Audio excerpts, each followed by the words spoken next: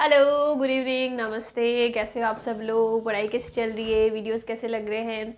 Class 12 की physics कितना आपको समझ में आ रही है या नहीं आ रही है? क्लास 11 से ज़्यादा टफ लग रही है? थोड़ी सी टफ तो नहीं बोलूँगी, थोड़ी सी लेंदियर है क्लास 11 से क्लास 12 की फ़िज़िक्स। बट अगर अच्छे से कॉन्सेप्ट समझ में आते हैं तो वो लेंदी इतना नहीं लगेगा, बिकॉज आपको समझने में कम टाइम लगेगा। ठीक है, तो अगर हम लोग बात करें हमारे सिलेबस की, हम लोग क्लास 12 की फिज़िक्स का पार्ट 1 का चैप्टर 3 करें, which is current electricity. And उसके हमने 2 वीडियोस अपलोड कर दिए। This chapter is basically very lengthy and conceptual, और बहुत नंबर ऑफ टॉपिक्स इसके अंदर बहुत ज़्यादा है। तो इनिशियली आई डिसाइडेड कि मैं 2 वीडियोज़ में इस चैप्टर को रैप कर लूँगी। बट द थिंग इज़ कि इसमें मैं जैसे बताया, नंबर ऑफ़ टॉपिक्स ज़्यादा है, कॉन्सेप्ट ज़्यादा है, जो समझने के लिए भी टाइम लेते हैं। और कहीं ना कहीं ऐसा होता है कि अगर मैं उसको 2 वीडियो में ही ख़त्म कर लेती हूँ ना, तो कहीं ना कहीं मैं टॉपिक के साथ या फिर समझाने के लिए कॉम्प्रोमाइज़ करने लग जाती हूँ, बिकॉज मैं सोचती हूँ कि थोड़ा सा जल्दी हो जाए। ठीक है, which is not the proper way. तो इसलिए मैंने ये जो चैप्टर 3 है ना, उसको मैं 4 वीडियोस में लेके आ रही हूँ। आई नो मैंने ये वीडियो लाने में थोड़ा सा टाइम लगा, बिकॉज मैं वेकेशन पे चली गई थी 4-5 दिन के। बट अभी मैं कंटिन्यू कर रही हूँ। आज एक वीडियो डालूंगी चैप्टर 3 का, एंड कल नहीं और परसों वापस से चैप्टर का जो लास्ट वीडियो होगा ना वो डाल दूंगी। तो आई थिंक परसों तक, which is 11th of July तक आपका चैप्टर नंबर 3 कंप्लीट हो जाएगा। एंड विल ट्राई कि जुलाई एंड तक हम लोग मैग्नेटिज्म भी ख़त्म कर दें, एंड उसके अलावा जो चैप्टर 5 रहेगा ना उसका भी स्टार्टिंग कर दे, हाफ पोर्शन तक हो जाए। ठीक है, विल ट्राई फॉर दैट। अभी के लिए हम लोग हमारा chapter 3 which is current electricity, इसके बारे में बात करते हैं। जो लास्ट वीडियो था वहाँ पे हमने सेल्स, ईएमएफ, टर्मिनल वोल्टेज को बहुत अच्छे से एक्सप्लेन किया था। आई होप आपको अच्छे से समझ में आया हो। उसके आगे जो टॉपिक रहता है वो रहता है जिस टाइप से हमने कैपेसिटर्स, रेजिस्टर्स, सबके लिए कॉम्बिनेशंस पढ़े थे, series combination and parallel combination. वैसे ही सेल्स की बात करूँ मैं, तो उसके भी कॉम्बिनेशन होते हैं कि सेल को आप सीरीज़ में लगा सकते हो, पैरेलल में लगा सकते हो। तो नेक्स्ट टॉपिक वही बनता है। बट उससे पहले हम लोग किरचॉफ लॉ ले लेते हैं। द रीज़न इज़ कि जब हम लोग कॉम्बिनेशन के अंदर जो डेरिवेशन जो फॉर्मूला लेके आएंगे ना, उसमें किरचॉफ लॉ का यूज़ होगा। तो अगर मैं डायरेक्टली वो करा देती हूँ, अगर डायरेक्ट फार्मूला लिख देती हूँ तब तो कोई प्रॉब्लम नहीं है। लेकिन अगर मैं फार्मूला कैसा है मुझे बताना है, तो मुझे किरचॉफ लॉ यूज़ करना पड़ेगा, जो अगर आपने नहीं पढ़ा होगा तो वहाँ पे डिफ़िकल्टी आ जाएगी। तो इसीलिए हम लोग पहले किरचॉफ लॉ ले रहे हैं। तो हमारा आज का टॉपिक, आज हम लोग 3 टॉपिक कवर करने वाले हैं। फर्स्ट टॉपिक हो जाएगा किरचॉफ लॉ। दोनों लॉ जो आते हैं उसके अंदर फर्स्ट एंड सेकंड दोनों लॉ हो जाएंगे। Second topic will be combinations of cell, series और पैरेलल जो रहते हैं वो। And third will be electrical energy. Okay, जो फर्स्ट आज का हमारा टॉपिक रहेगा वो रहेगा Kirchhoff's law.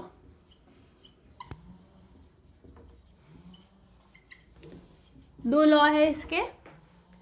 Law number 1, first law, जिसे हम लोग बोलते हैं जंक्शन रूल, या तो जंक्शन रूल बोल दो या फिर KCL, which is Kirchhoff's current law. ठीक है, एंड फर्स्ट लॉ, दोनों में से कुछ भी बोल दो। किरचॉफ्स फर्स्ट लॉ बोल दो, KCL बोल दो which is Kirchhoff's current law, या फिर बोल दो जंक्शन लॉ, जंक्शन रूल। ये होता है हमारा फर्स्ट लॉ। अब इसके अंदर जंक्शन की बात करें तो जंक्शन ऐसा होता है कि जब किसी पॉइंट पे 3 से ज़्यादा वायर कंडक्टर मीट करते हैं ना, तो उस पॉइंट को जंक्शन कहते हैं। अगर 2 ही पॉइंट मीट कर रहे हैं ना, तो उसको हम लोग नॉड बोलते हैं। ठीक है, बट यहाँ पे जो करंट लॉ है ना, this is valid for junctions. और जंक्शन क्या होता है? जहाँ पे 3 और मोर वायर्स, या फिर जो वायर्स होते हैं वो कंडक्टर्स होते हैं, कंडक्टर्स मीट करते हैं, उसको हम लोग जंक्शन बोलते हैं। एंड KCL एक्चुअली वो परमानेंट मार्कर मैंने यूज़ कर लिया था, तो मुझे क्लियर करना पड़ा। ओके, तो मैंने अभी आपको बताया कि जंक्शन का मतलब होता है जहाँ पे 3 या 3 से ज़्यादा वायर्स मीट करते हो, कनेक्ट करते हो आपस में, वहाँ पे हमको जंक्शन मिलेगा। और उस जंक्शन पे हम लोग KCL लगा सकते हैं, which is Kirchhoff's current law. ये जो करंट लॉ है ना, for example we have like this, ये हमारे पास यहाँ पे जंक्शन हो गया। ठीक है, 1 2 3 वायर कनेक्ट कर रहे हैं।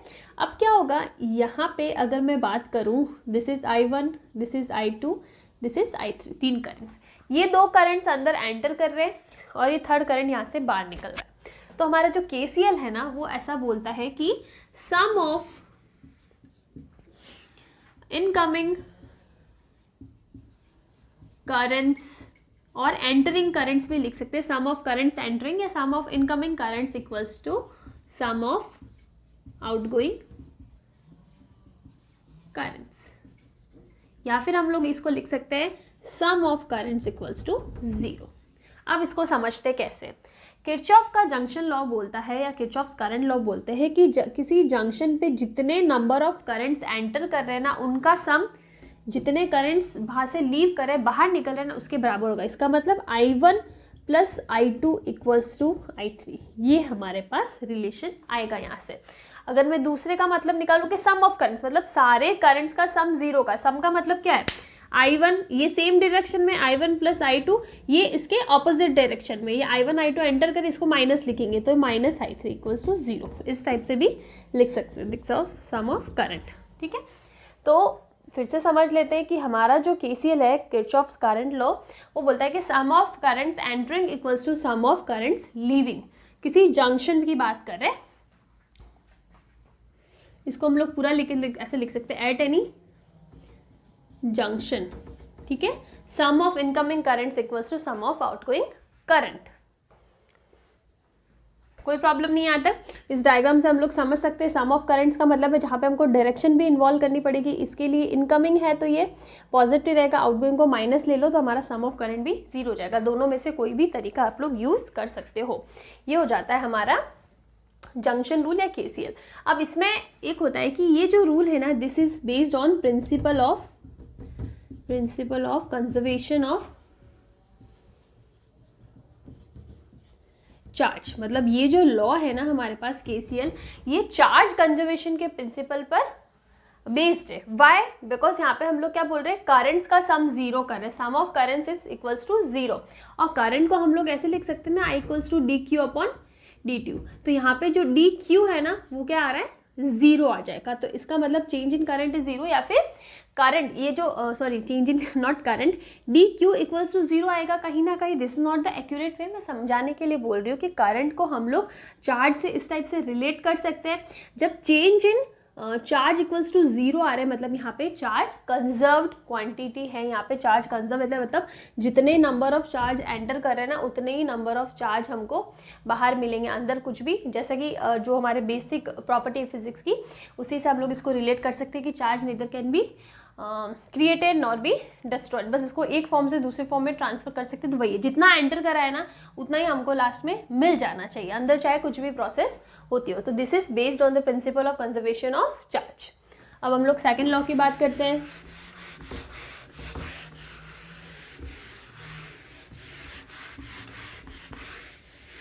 तो सेकेंड लॉ है हमारा KVL। इसका मतलब किरचॉफ्स वोल्टेज लॉ या फिर लूप रूल। वहां पे हमने जंक्शन की बात करी थी ना, यहाँ पे हम लोग लूप की बात करेंगे। लूप का मतलब है क्लोज्ड लूप। जब हम लोग KVL लगाएंगे ना, तब हम लोग क्लोज्ड लूप की बात करेंगे।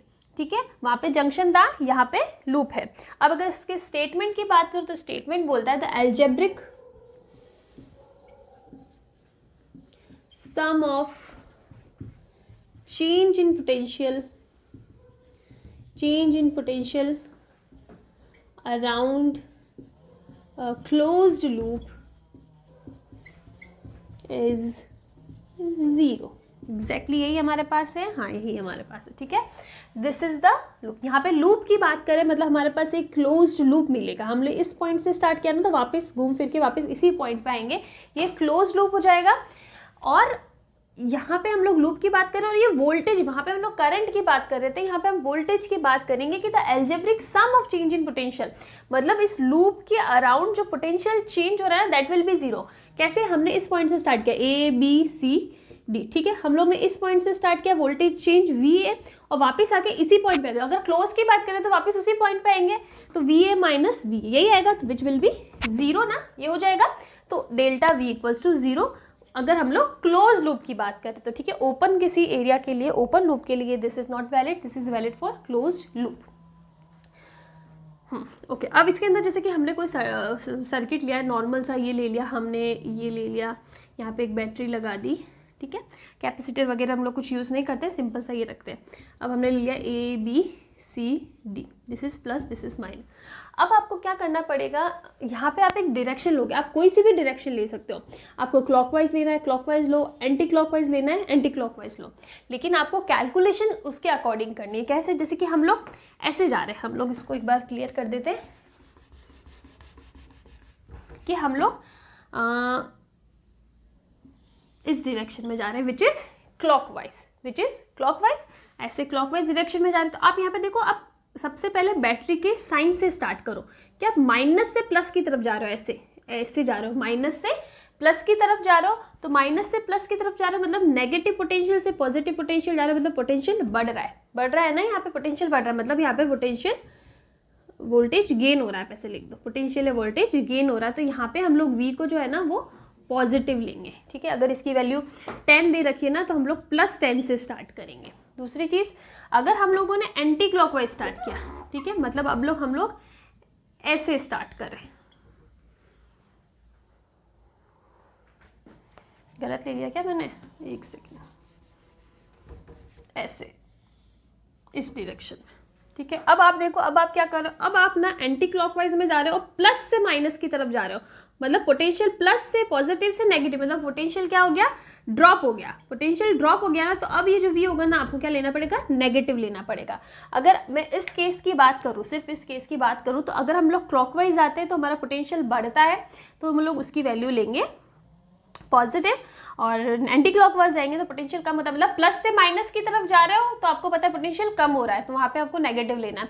माइनस से प्लस की तरफ जा रहे हो तो बढ़ रहा है, नेगेटिव से पॉजिटिव हो रहा है तो वहाँ पे गेन हुआ, तो वहाँ पे आपको पॉजिटिव लेना है। इस टाइप से आपको डायरेक्शन लेनी है, ओके। अब यहाँ पे एक बात आती है कि चलो बैटरी के अक्रॉस पोटेंशियल तो हम लोग इजीली लिख सकते हैं, प्लस से माइनस की तरफ जा रहे हैं, माइनस से प्लस की तरफ जा रहे हैं, उसको देख के। फिर आपको दूसरा देखना है, रेजिस्टर्स के अक्रॉस जो पोटेंशियल मिलेगा ना, उसको कैसे कैलकुलेट करना है। तो देखो अगेन हम लोग ले लेते हैं, एक ही को लेके चलते समझने के लिए। ये हमारे पास है, ठीक है, प्लस माइनस। अब हमने मान लो कि इस डायरेक्शन में, डायरेक्शन आप पाथ आप कुछ भी ले सकते हो, आपके ऊपर, आपको क्लॉकवाइज एंटी क्लॉकवाइज कुछ भी लेना ले सकते हो। इवन 2 या 2 से ज़्यादा लूप्स है ना, तो वहाँ पे ऐसा नहीं ज़रूरी सबका एंटी क्लॉक लो या सबका क्लॉकवाइज लो, जो इच्छा वो करो, एक का क्लॉकवाइज, एक दूसरे का एंटी क्लॉकवाइज, तीसरे का वापस क्लॉकवाइज, कुछ भी कॉम्बिनेशन ले सकते हो, लेकिन कैलकुलेशन अकॉर्डिंगली आपको करनी है।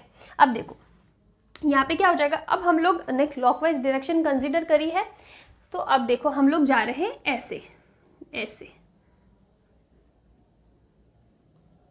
समझ में आई मेरी बात। मतलब अगर मैं इसको और अच्छे से एक्सप्लेन करूँ ना, तो हम लोग बात करेंगे कि हम लोग ऐसे जा रहे हैं, यहाँ से स्टार्ट किया और ये ऐसे, मतलब माइनस से प्लस की तरफ, माइनस से प्लस की तरफ, दिस इज क्लॉकवाइज डायरेक्शन। अब देखो यहाँ पे क्या होगा, माइनस से प्लस की तरफ जा रहे हैं, तो अब देखो एक सेकेंड, ओके, माइनस से प्लस की तरफ जा रहे हो, देखो अब क्या होगा, यहाँ पे हमको पता है माइनस से प्लस की तरफ जा रहे हो तो पोटेंशियल ड्रॉप तो हमारा क्या रहेगा, पॉजिटिव जा रहे हैं। अब करंट की डायरेक्शन देखो, करंट ऐसे निकलेगा आई। अब यहाँ पे इसके अक्रॉस देखो, पाथ की डायरेक्शन कैसी है, ऐसे, इसी टाइप से ना, इसी टाइप से करंट की डायरेक्शन और पाथ की डायरेक्शन सेम आ रही है। हमारा करंट इस डायरेक्शन में जा रहा है और पाथ भी हमारा इसी डायरेक्शन में जा रहा है। जब पाथ की डायरेक्शन और करंट की डायरेक्शन सेम होना, तो रेजिस्टर के अक्रॉस हमें नेगेटिव पोटेंशियल लेना है व्हेन डायरेक्शन ऑफ पाथ मतलब जो भी हमने लिया, path and current are same, अगर हम लोग सेम ले रहे हैं इसकी बात। और अगर मैं बात करूं, दूसरा केस हो जाए कि हमने डायरेक्शन क्या ले दिया, करंट की डायरेक्शन तो यही रहने वाली है, अब मैंने पाथ ले लिया उल्टा, यानी एंटी क्लॉकवाइज ले लिया ऐसे। मतलब अब हम लोग क्या कर रहे हैं, एक बार थोड़ा अच्छे से इसको बताते हैं।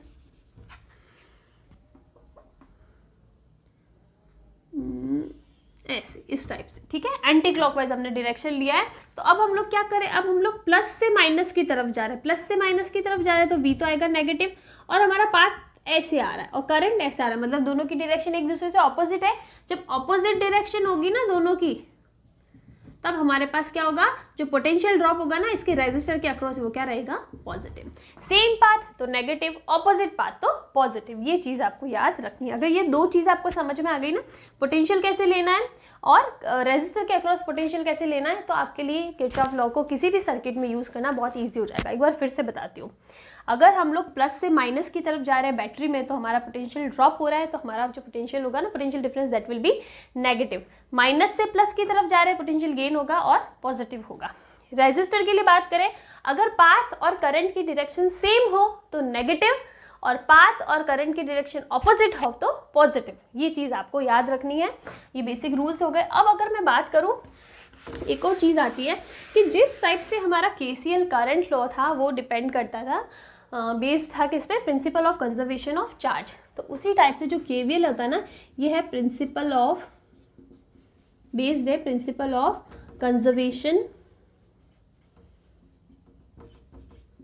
Of energy. एनर्जी कंजर्वेशन के ऊपर बेस्ड है, एनर्जी कंजर्वेशन प्रिंसिपल के ऊपर बेस्ड है। कैसे, हम लोग यहाँ पे बोल रहे हैं potential drop is zero around a close loop. Close loop की ही बात करते हैं। क्लोज लूप मतलब हम लोग ऐसे भी लिख सकते हैं, this is the close loop V1 plus V2 plus V3 equals to 0, अगर क्लोज लूप को इंटीग्रेशन फॉर्म में शो करना है तो। ठीक है, अब देखो ये हमने बोल दिया, और हमको पता है कि हम लोग इसको W external upon Q equals to 0 लिख सकते हैं। तो इससे हमारा क्या आ जाएगा, W external equals to 0।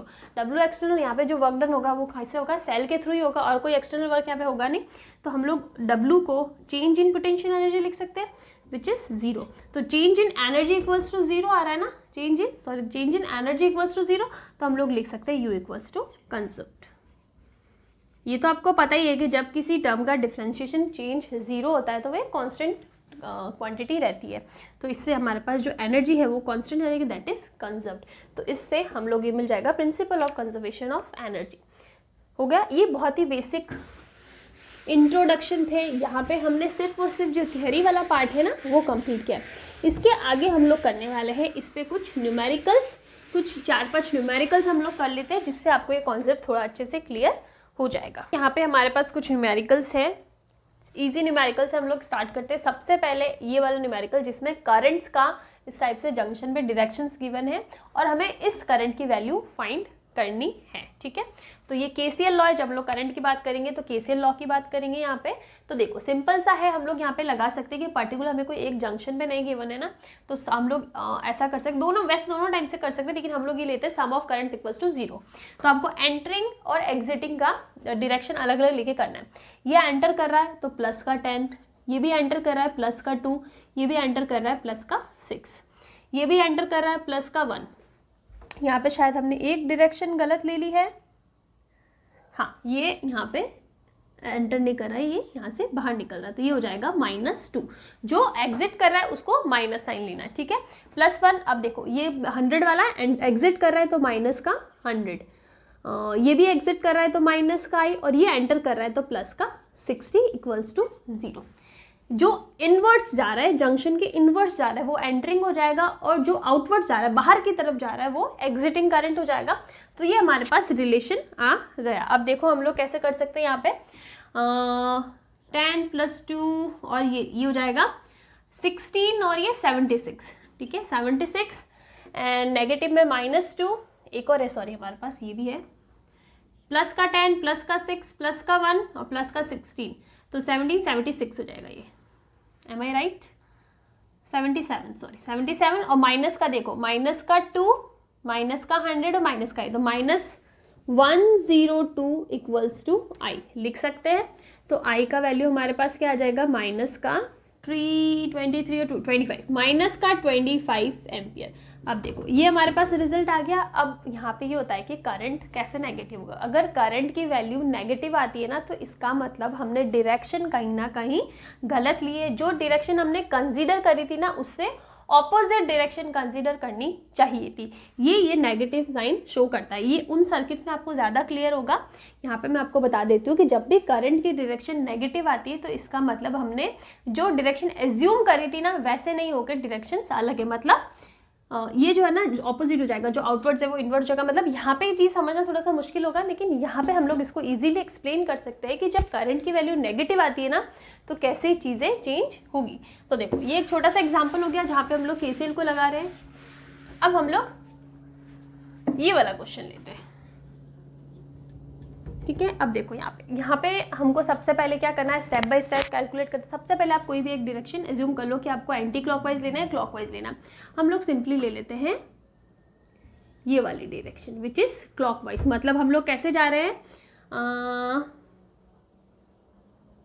Minus से प्लस की तरफ जा रहे हैं, माइनस से प्लस की तरफ जा रहे हैं। अगर ऐसे नहीं समझ में आ रहा तो आप ऐसे ले लो, इस टाइप से, ठीक है। This is clockwise direction, minus से प्लस की तरफ, माइनस से प्लस की तरफ जा रहे हैं। और करंट की डायरेक्शन ड्रॉ कर लो, this is I, this is I, this is I, और वापस क्या जाएगा आई। जितना करंट एंटर करता है उतना ही करंट एग्जिट कर जाता है, तो यहाँ पे आई है तो वापस इसके अंदर एंटर करने वाला भी आई ही होगा।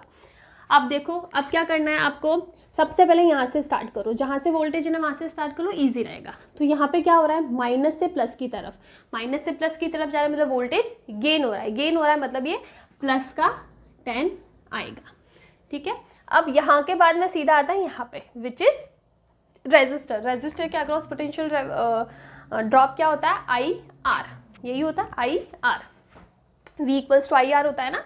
तो अब यहाँ पे देखो, आपको पॉजिटिव लेना है नेगेटिव लेना है, हमारे पाथ की डायरेक्शन ऐसे आ रही है और करंट की डायरेक्शन भी सेम आ रही है, तो इसका मतलब ये नेगेटिव साइन होगा। तो हो जाएगा माइनस का करंट कितना आई और उसकी रेजिस्टर की वैल्यू कितनी है 3। सेम चीज़ यहाँ पे हो रही है, करंट की डायरेक्शन ये और हमारा पाथ भी ऐसे आ रहा है, तो नेगेटिव हो जाएगा माइनस का 4 आई, और कहीं पे कुछ नहीं है, equals to 0, delta V equals to 0 लिखना है ना। तो ये हो गया हमारे पास। और ये किस लूप के लिए, ये है A B C D A, close loop लेना, जहाँ से A से स्टार्ट किया वापस A पर आ गए हो। अब देखो, आप कैलकुलेट करो, 10 minus 3i minus 4i equals to 0, मतलब 10 माइनस 7i इक्वल्स टू 0, तो i इक्वल्स टू 10/7 एम्पियर। ये आ जाएगा हमारे पास करंट की value for this circuit. Simple सा क्वेश्चन है, बस ये 2 डायरेक्शन लेने आ गई तो बाकी चीज़ें आराम से हो जाएगी। अब हम लोग इसका दूसरा न्यूमेरिकल लेते हैं, जिसके अंदर हमने 2 बैटरीज लगाई है। अब यहाँ पे आप देखो क्या करोगे, अब हम लोग ले लेते हैं अगेन, आपको कौन सा लेना है, हम लोग ये ले लेते हैं इस डायरेक्शन में, ठीक है, which is clockwise, clockwise direction में ली है। तो अब देखो क्या होगा, सबसे पहले यहाँ से स्टार्ट करो, यहाँ से स्टार्ट करो, तो यहाँ पे हम लोग क्या कर रहे हैं, प्लस से माइनस की तरफ जा रहे हैं, प्लस से माइनस की तरफ जा रहे हैं। लूप ले लेते हैं, loop ABCDA, delta V equals to 0 हो जाएगा। यहाँ तक कोई प्रॉब्लम नहीं। अब यहाँ पे आगे देखो अब क्या हो रहा है, हम लोग वो वाला पॉइंट प्रूव करने के लिए कि जब नेगेटिव आता है ना तो इसका मतलब ने करंट की डायरेक्शन अपोजिट, तो हम लोग मान लेते हैं कि हमारा करंट ऐसे नहीं फ्लो के ऐसे फ्लो हो रहा है, ठीक है, इस टाइप पे जा रहा है, दिस इज आई इस डायरेक्शन में, ठीक है। हमने करंट की डायरेक्शन ये ले लिए। अब आप इसके हिसाब से कैलकुलेट करो क्या आता है। सबसे पहले यहाँ पे हम प्लस से माइनस की तरफ जा रहे हैं, मतलब पोटेंशियल ड्रॉप हो रहा है, तो माइनस का 9। अब यहाँ पे देखो, डायरेक्शन जो पाथ की डायरेक्शन है ना वो ऐसे आ रही है और करंट की डायरेक्शन भी ऐसे है, तो मतलब तीनों की तीनों नेगेटिव आएंगे। तो ये क्या हो जाएगा, माइनस का आई इंटू 1 यानी आई, माइनस का 4.5 आई और ये माइनस का 0.5 आई। और यहाँ पे देखो, यहाँ पे आप नेगेटिव से पॉजिटिव की तरफ जा रहे हो। अगर मैं ए से स्टार्ट करके वापस ए तक आ रही हूँ ना, तो यहाँ पे देखो नेगेटिव से पॉजिटिव पोटेंशियल, यानी ये प्लस का 3 होगा इक्वल्स टू 0 आ गया। कैलकुलेट करो, -9 माइनस ये तीनों की तीनों ऐड हो जाएंगे, 5 और 6 6 आई और ये प्लस का 3 इक्वल्स टू 0। -9 प्लस 3 यानी माइनस का 6 minus 6 I equals to 0, -6 equals to 6 I और I इक्वल्स टू माइनस का 1 एम्पियर। तो यहाँ पे हमारा करंट क्या आ रहा है, नेगेटिव आ रहा है। करंट नेगेटिव आ रहा है तो इसका मतलब हमने करंट की डायरेक्शन गलत ली। हमें करंट की डायरेक्शन ऐसे नहीं लेके ऐसे लेनी है, इस डायरेक्शन में, तो हमारा आंसर सही आ जाता, मतलब पॉजिटिव आता। अगर हम लोग ये लेके कैलकुलेट करते तो पॉजिटिव आता है। तो इसका मतलब जब भी आपकी करंट की डायरेक्शन नेगेटिव आ रही है ना, तो इसका मतलब आपने डायरेक्शन अलग ली है, आपको डायरेक्शन चेंज कर लोगे, जिस भी डायरेक्शन में लिए उसकी ऑपोजिट डायरेक्शन लोगे तो आपको आंसर सही मिल जाएगा। तो ये सिर्फ करंट की डायरेक्शन शो करने के लिए, तो मैग्नीट्यूड आपका सेम ही आने वाला है, ठीक है। तो इस टाइप से आपको कैलकुलेशन करनी है। अब हम लोग आगे कुछ और, ये बहुत ही इजी टाइप के न्यूमेरिकल्स थे जहाँ पे आपको सिंपल सा KCL KVL लगाना आ जाए, उसके लिए मैंने न्यूमेरिकल्स कराया। अब लोग आगे हम लोग थोड़े और अच्छे न्यूमेरिकल्स की तरफ जाते हैं। तो हमारे पास 2 और क्वेश्चन है। अभी तक हम लोग एक सिंगल लूप के बारे में बात कर रहे थे, यहाँ पे हम लोग 2 लूप के बारे में बात करेंगे। जब हमारे पास नंबर ऑफ लूप्स 2 है, देखो close loop number 1 number 2, 2 close loop मिलेंगे तो नंबर ऑफ करंट्स भी 2 मिलेंगे, मतलब हमें I1 I2 दोनों को अलग से कैलकुलेट करना पड़ेगा। सबसे पहले हम लोग इस क्वेश्चन की बात करते हैं। तो यहाँ पे देखो, लूप नंबर 1 ले लो, लूप नंबर 2 ले लो। सबसे पहले दोनों में पाथ ले लो। फॉर एग्जाम्पल यहाँ पे मैं पाथ ले रही हूँ ऐसे, और यहाँ पे भी क्लॉकवाइज ले लेते हैं ऐसे, ठीक है, this is plus, this is minus. सबसे पहले लूप नंबर 1 की बात करते हैं, विच इज ABCA, ये वाला हमारा लूप हो जाएगा। अब देखो यहाँ से स्टार्ट, करंट की डायरेक्शन बताऊँ तो this is current I1, current I1, current I1 और अगेन वापस करंट I1, इस टाइप से होता है। तो ये हमारे पास करंट I1, यहाँ पे मत लो, चाहे यहाँ पे कोई रेजिस्टेंस है नहीं, ये I1, ठीक है, इस टाइप से हो जाएगा। और अगर मैं नीचे बात करूँ तो यहाँ पे क्या हो जाएगा, एक चीज़ यहाँ पे अपने देखने के लिए, एक चीज़ हम लोग भूल गए कि हमारे पास यहाँ पे सेल, यानी जो एनर्जी का सोर्स है वो सिर्फ एक ही सेल है, ठीक है। और ये सेल दोनों लूप्स के बीच में, मतलब ये दोनों लूप्स को एनर्जी प्रोवाइड करेगा, दोनों लूप्स को करंट प्रोवाइड करेगा। तो जब ये I यहाँ से जा रहा है ना, तो देखो यहाँ पे आते थे I 2 पार्ट्स में डिवाइड हो रहा है, ये I1 है तो इधर क्या हो जाएगा I2, इस डायरेक्शन में I2, समझ में आई मेरी बात, ये I, और यहाँ पे आगे वापस I1 और I2 दोनों ऐड हो जाएंगे तो वापस जाके क्या बन जाएगा I। ये चीज़ समझ में आई। यहाँ से देखो, सबसे पहले जो सोर्स होगा ना हमारे पास, उससे करंट निकालो, I निकाला हमने, करंट I। ये यहाँ पे क्या है, तो यहाँ पे 2 पार्ट्स में डिवाइड हो रहा है, तो एक में I1 ले लो और एक में I2 ले लो, और जितना एंटर कर रहा है, जितना एग्जिट कर रहा है, उतना को उतना वापस एंटर कर जाएगा, विच इज I। ये आपको सर्किट समझ में आ गया। अब हम लोग लूप नंबर 1 की बात करते हैं, विच इज ऊपर वाला लूप। अब यहाँ पे देखो, हमने डायरेक्शन ली है कैसे, माइनस से प्लस की तरफ, क्लॉकवाइज लिए ना, माइनस से प्लस की तरफ, क्लॉकवाइज लेंगे तो माइनस की प्लस तरफ, और अगर मैं एंटी क्लॉकवाइज लेती ना ऐसे, तो हम लोग प्लस से माइनस की तरफ जा रहे होते हैं, लेकिन हम लोग हमारे हिसाब से ले रहे हैं, हमने क्लॉकवाइज डायरेक्शन ले ली। आप इसमें इसमें एंटी क्लॉकवाइज ले सकते हो, दोनों में क्लॉकवाइज ले सकते हो, दोनों में एंटी क्लॉकवाइज ले सकते हो, या इसमें एंटी क्लॉक कुछ भी कॉम्बिनेशन ले सकते हो, जैसा आपका मन करे, ठीक है। सबसे पहले लूप माइनस से प्लस की तरफ, मतलब पोटेंशियल बढ़ रहा है तो प्लस का 2। अब देखो, पाथ की डायरेक्शन ऐसे आ रही है और करंट भी हमारा इसी डायरेक्शन में फ्लो कर रहा है, तो रेजिस्टर के अक्रॉस पोटेंशियल नेगेटिव मिलेगा। तो माइनस का 5I1, माइनस का 5I1 और इधर का भी माइनस का 5I1 इक्वल्स टू 0 हो जाएगा। तो 2 इक्वल्स टू 15I1 आएगा। तो I1 की वैल्यू कितनी आएगी, 2/15। हमारे पास I1 की वैल्यू आ गई। अब I2 के बारे में बात करते हैं। तो देखो I2 के बारे में क्या होगा, ये वाला सर्किट यहाँ से कैलकुलेट करो। यहाँ पे हम लोग कैसे जा रहे हैं, क्लॉकवाइज जा रहे हैं। क्लॉकवाइज मतलब ऐसे क्लॉकवाइज जा रहे हैं। तो यहाँ पे क्लॉकवाइज का मतलब है हम लोग प्लस से माइनस की तरफ जा रहे हैं। दोनों के लिए अलग है, इसके लिए ऊपर है, इसके लिए नीचे, इसके लिए, इसका मतलब इसकी वजह से हमें डायरेक्शंस अलग अलग मिलेगी। ऊपर वाले में क्लॉकवाइज लेंगे ना तो ऐसे, इसका मतलब प्लस से प्लस से हाँ माइनस से प्लस की तरफ, देखो ऐसे जा रहे हैं। मैं आपको बना के दिखा देती हूँ। ये इस टाइप से हमारे पास सोर्स है, प्लस का ऊपर हम लोग एंटी क्लॉकवाइज ऐसे जाएंगे, नीचे भी हम लोग एंटी क्लॉकवाइज ऐसे जाएंगे। तो इसमें देखो हम लोग क्या कर रहे हैं, ऐसे जा रहे हैं, दिख रहा है ना, हमारा एरो इधर बन रहा है, ऐसे ऐसे, इसका मतलब माइनस से प्लस की तरफ जा रहे हैं, तो पॉजिटिव। अब यहाँ पे देखो हम लोग क्या कर रहे हैं, यहाँ पे प्लस से माइनस की तरफ, ऐसे प्लस से माइनस की तरफ, प्लस से माइनस की तरफ, तो यहाँ पे क्या हो जाएगा, नेगेटिव। ये चीज़ आपको समझ में आई। यहाँ पे डायगोनली बना रखा है इसलिए थोड़ा सा डिफिकल्ट लग रहा होगा समझ में, लेकिन यहाँ पे आई थिंक आपको समझ में आ जाना चाहिए। तो अब हमारे पास अगर हम लोग लूप 2 की बात करें, विच इज ACDA हो जाएगा। अब देखो यहाँ से स्टार्ट करो, हम लोग इस डायरेक्शन में जा रहे हैं, प्लस से माइनस की तरफ, प्लस से माइनस की तरफ मतलब माइनस का 2 हो जाएगा, माइनस का 2। ओके, माइनस का 2। अब देखो इधर इधर इधर इधर आ रहे हैं, हमारे पास डायरेक्शन कौन सी है, ऐसे डायरेक्शन है, और हमारा करंट जा रहा है इस डायरेक्शन में, मतलब हमारे करंट की डायरेक्शन और पाथ की डायरेक्शन एक दूसरे के ऑपोजिट है। हमारा पाथ जा रहा है ऐसे, करंट जा रहा है ऐसे, मतलब एक दूसरे के ऑपोजिट डायरेक्शन है। तो इसका मतलब ये हमको पॉजिटिव लेना होगा।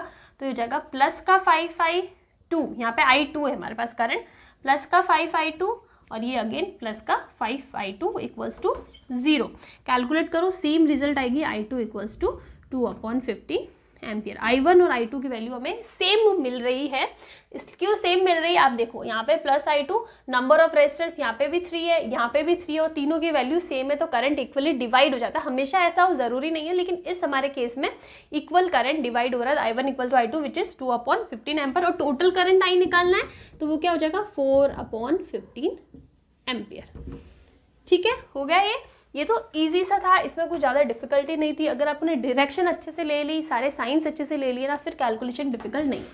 अब इसमें एक चीज़ आती है कि आपको काफ़ी बार क्वेश्चन में करंट के अलावा पोटेंशियल डिफरेंस भी पूछ सकता है किसी दो पॉइंट के बीच में। फॉर एग्जांपल मुझे पोटेंशियल डिफरेंस पूछा है VDB, मतलब D पॉइंट और B पॉइंट के बीच में पोटेंशियल निकालना है VDB which is VD minus VB, ये हमें कैलकुलेट करना है। तो आप कैसे कैलकुलेट करोगे? तो ये आप देखो यहाँ पे क्या करोगे, सबसे पहले यहाँ से स्टार्ट करो। यहाँ से हमने स्टार्ट किया, लिख दिया VD, यहाँ का पोटेंशियल हमें नहीं पता, लिख दिया VD। अब यहाँ पे देखो हमारे पास डायरेक्शन कैसी है, ये वाली डायरेक्शन है और हमारा पाथ है ऑपोजिट। पाथ ऑपोजिट, करंट की डायरेक्शन एक दूसरे के ऑपोजिट तो नेगेटिव आता है, सॉरी पॉजिटिव आता है यहाँ पे, तो क्या हो जाएगा प्लस का 5I2 है ना ये, हाँ प्लस का 5I2। डी से बी की तरफ जाना, ये डी से बी की तरफ गई, ये वाला पाथ लो आप, ये वाला सिंपलेस्ट शॉर्टेस्ट पाथ जो भी आपको मिले वो ले लो। ये पाथ मिला, शॉर्टेस्ट पाथ ही कंसीडर करना। तो डी और बी के बीच में ऐसे ऐसे भी जा सकते हो, लेकिन शॉर्टेस्ट पाथ हमारे पास यही है, तो हम लोग यही वाला पाथ कंसीडर करेंगे। हो गया। फिर यहाँ पे देखो, यहाँ पे हमारा पाथ भी ऐसा और करंट की डायरेक्शन भी सेम। इस वाले डायरेक्शन में बात करूँ तो पाथ हमारा ऐसा और करंट की डायरेक्शन भी सेम, तो मतलब यहाँ पे नेगेटिव आएगा, तो जब माइनस का 5I1, यहाँ पे I1 है ना, तो I1 हो जाएगा और माइनस VB इक्वल्स टू 0 हो जाएगा। अब आप सिंपल सा कैलकुलेट करो, I1 और I2 की वैल्यू सेम है तो कैंसिल हो जाएगा, तो हमारे पास जो VDB बचेगा या फिर VD माइनस VB बचेगा ना, वो कितना बचेगा 5I। तो ये हमारे पास रिजल्ट आ जाएगा 5I, मतलब I की वैल्यू आप लिख सकते हो ना, I की वैल्यू 2/15 है, तो ये हो जाएगा 10/15। 10/15 का मतलब है 2/3 एम्पियर, सॉरी 2/3 वोल्टेज हमारे पास वैल्यू मिल जाएगी। ओके ठीक है, ये हमारे पास वैल्यूज आ गई। कुछ यहाँ पे चेंजेस कर सकते हैं क्या? नहीं, ठीक है, यहाँ पे ये चीज़ करेक्ट है। ओके, तो ये हमारे पास हो गया पोटेंशियल डिफरेंस। तो इस टाइप से आप किन्हीं दो पॉइंट्स के बीच में पोटेंशियल डिफरेंस भी निकाल सकते हैं। अभी हम लोग इस क्वेश्चन की तरफ जाते हैं।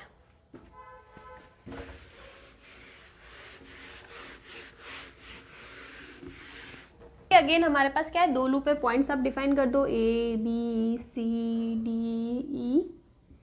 लूप नंबर 1 ले लो, लूप नंबर 2 ले लो, ठीक है। करंट्स की बात करते हैं सबसे पहले। दिस इज कितना वोल्टेज 20, दिस इज 20,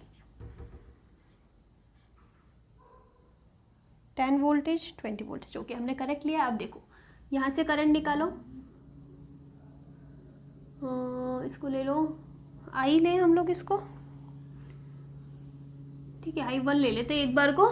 चलो ये करंट हो गया, यहाँ से यहाँ पे जाएगा। अब ये करंट एक बार यहाँ पे इसको रोक दो, यहाँ से भी देख लो प्लस है, यहाँ से भी करंट जाएगा, I2 ले लो, तो ये करंट भी हो जाएगा I2।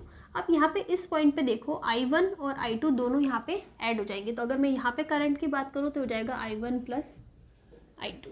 फिर से समझा देती हूँ, यहाँ से हमने करंट निकाला I1, ये यहाँ पे गया, I2 यहाँ पे गया, और दोनों एक ही पॉइंट वापस एंटर करें तो यहाँ पे मतलब दोनों करंट जा रहे, which will be I1 plus I2। आप यहाँ पे सिर्फ I लिख दो तो भी चलेगा, लास्ट में उसकी वैल्यू पुट कर लेना, I1 प्लस I2 चल जाएगा वैसे भी। ओके, अभी देखो, अभी कैलकुलेशन करते हैं, लूप नंबर 1 की बात करते हैं। लूप 1 विच इज ABEFA हो जाएगा।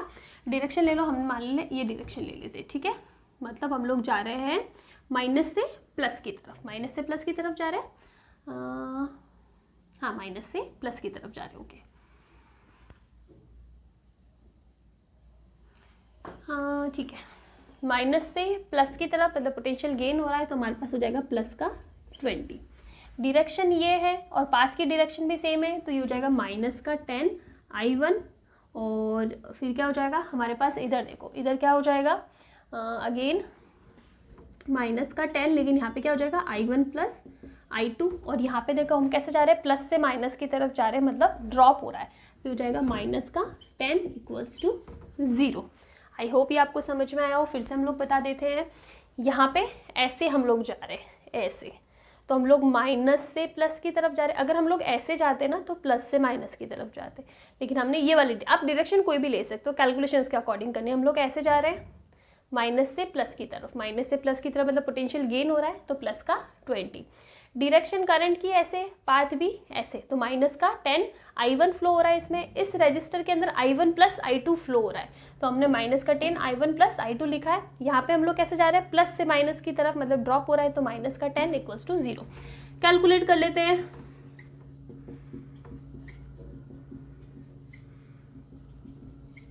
ये हो जाएगा 10 minus 20 I1 minus 10 I2 equals to 0। यानी हो जाएगा 10 equals to 20 I1 plus 10 I2। तो हम लोग लिख सकते हैं 2 I1 plus I2 equals to 1। This is equation number 1, ये आ जाएगी। अब हम लोग लूप 2 की बात करते हैं। इसमें भी आप सेम डायरेक्शन ले लो, ऐसे लूप 2 यानी BCDEB अगेन हो जाएगा। आप देखो यहाँ से स्टार्ट कर लेते हैं। यहाँ पे हम लोग ऐसे जा रहे हैं, ऐसे, या फिर चलो यहाँ से स्टार्ट कर लो, तो ऐसे जा रहे हैं हम लोग। तो हम लोग यहाँ पे किस में जा रहे हैं, अगेन माइनस से प्लस की तरफ जा रहे हैं, तो ये हो जाएगा प्लस का 10। अब यहाँ पे देखो, इसमें डायरेक्शन करंट की ऐसे आ रही है और हमारा पाथ ऐसे जा रहा है, मतलब एक दूसरे के ऑपोजिट है। ऑपोजिट है तो रेजिस्टेंस पॉजिटिव आ जाएगा, तो ये हो जाएगा प्लस का 10 I1 प्लस I2 प्लस का 10 I2। और ये यहाँ पे देखो कैसे आ रहा है, प्लस से माइनस, मतलब ड्रॉप हो रहा है, यहाँ पे ड्रॉप हो रहा है, तो माइनस का 20 इक्वल्स टू 0। कैलकुलेट कर दो, minus 10 plus 10 I1 plus 10 2 plus 10 I2 equals to 0। तो माइनस का 10 plus 10 I1 plus 20 I2 equals to 0। इसको आप कैलकुलेट करो तो जाएगा I1 plus 2 I2 equals to 1। ये हमारे पास आ जाएगा इक्वेशन नंबर 2। हमारी इक्वेशन सही आ रही है, हम लोग एक बार चेक कर लेते हैं। 2 I1 plus I2 equals to 1 and second equation आ रही है 2 I2 plus I1 equals to 1। ठीक है, दोनों इक्वेशन आ गई। अब सिंपली आपको इन दोनों इक्वेशन को सॉल्व करना बहुत ही ईजी। सॉल्व करोगे तो हमारे पास I1 आ जाएगा 1/3 एम्पियर और I2 आ जाएगा 1/3 एम्पियर, सेम वैल्यू आएगी हमारे पास। ठीक है, आप पुट करके देख सकते हो यहाँ पे 1/3 प्लस 2 इंटू 1/3 कितना होता है, 1/3 प्लस 2/3 इक्वल्स टू 1। मतलब हमारी इक्वेशन सेटिस्फाइड हो रही है, इसका मतलब हमारे जो रिजल्ट निकले वो सही है। तो इस टाइप से आप वैल्यू निकाल सकते हो। देखो, किरचॉफ लॉ के अंदर सबसे इंपॉर्टेंट चीज़ है कि आप एक तो एंटी क्लॉकवाइज क्लॉकवाइज ले रहे हो, तो उसके अकॉर्डिंग कैलकुलेशंस कितना अच्छे से कर सकते हो। मैं खुद भी ये सालों से करा रही हूँ, फिर भी एक बार को मुझे क्लॉकवाइज एंटी क्लॉकवाइज देखना पड़ता है कि कहीं मैं गलत तो नहीं ले रही हूँ।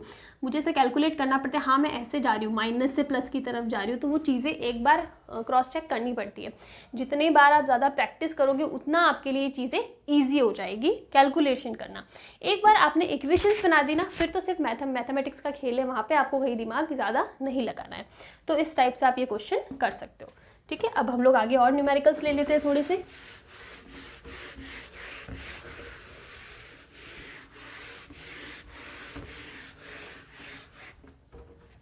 नेक्स्ट क्वेश्चन देखते हैं कौन सा है हमारे पास। Next we have this question.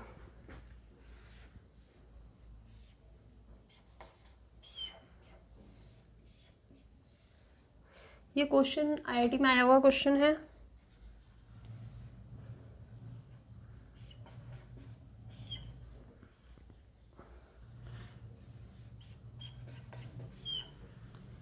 ये हो जाएगा 6 volt, this is 3 ohm, this is 2 ohm, this is 9 volt, this is 1 ohm, this is 3 ohm. ठीक है, और हमें निकालना है कि ये जो 1 ओम वाला रेजिस्टर है ना, इसको निकालना है। Find current in 1 ohm resistor.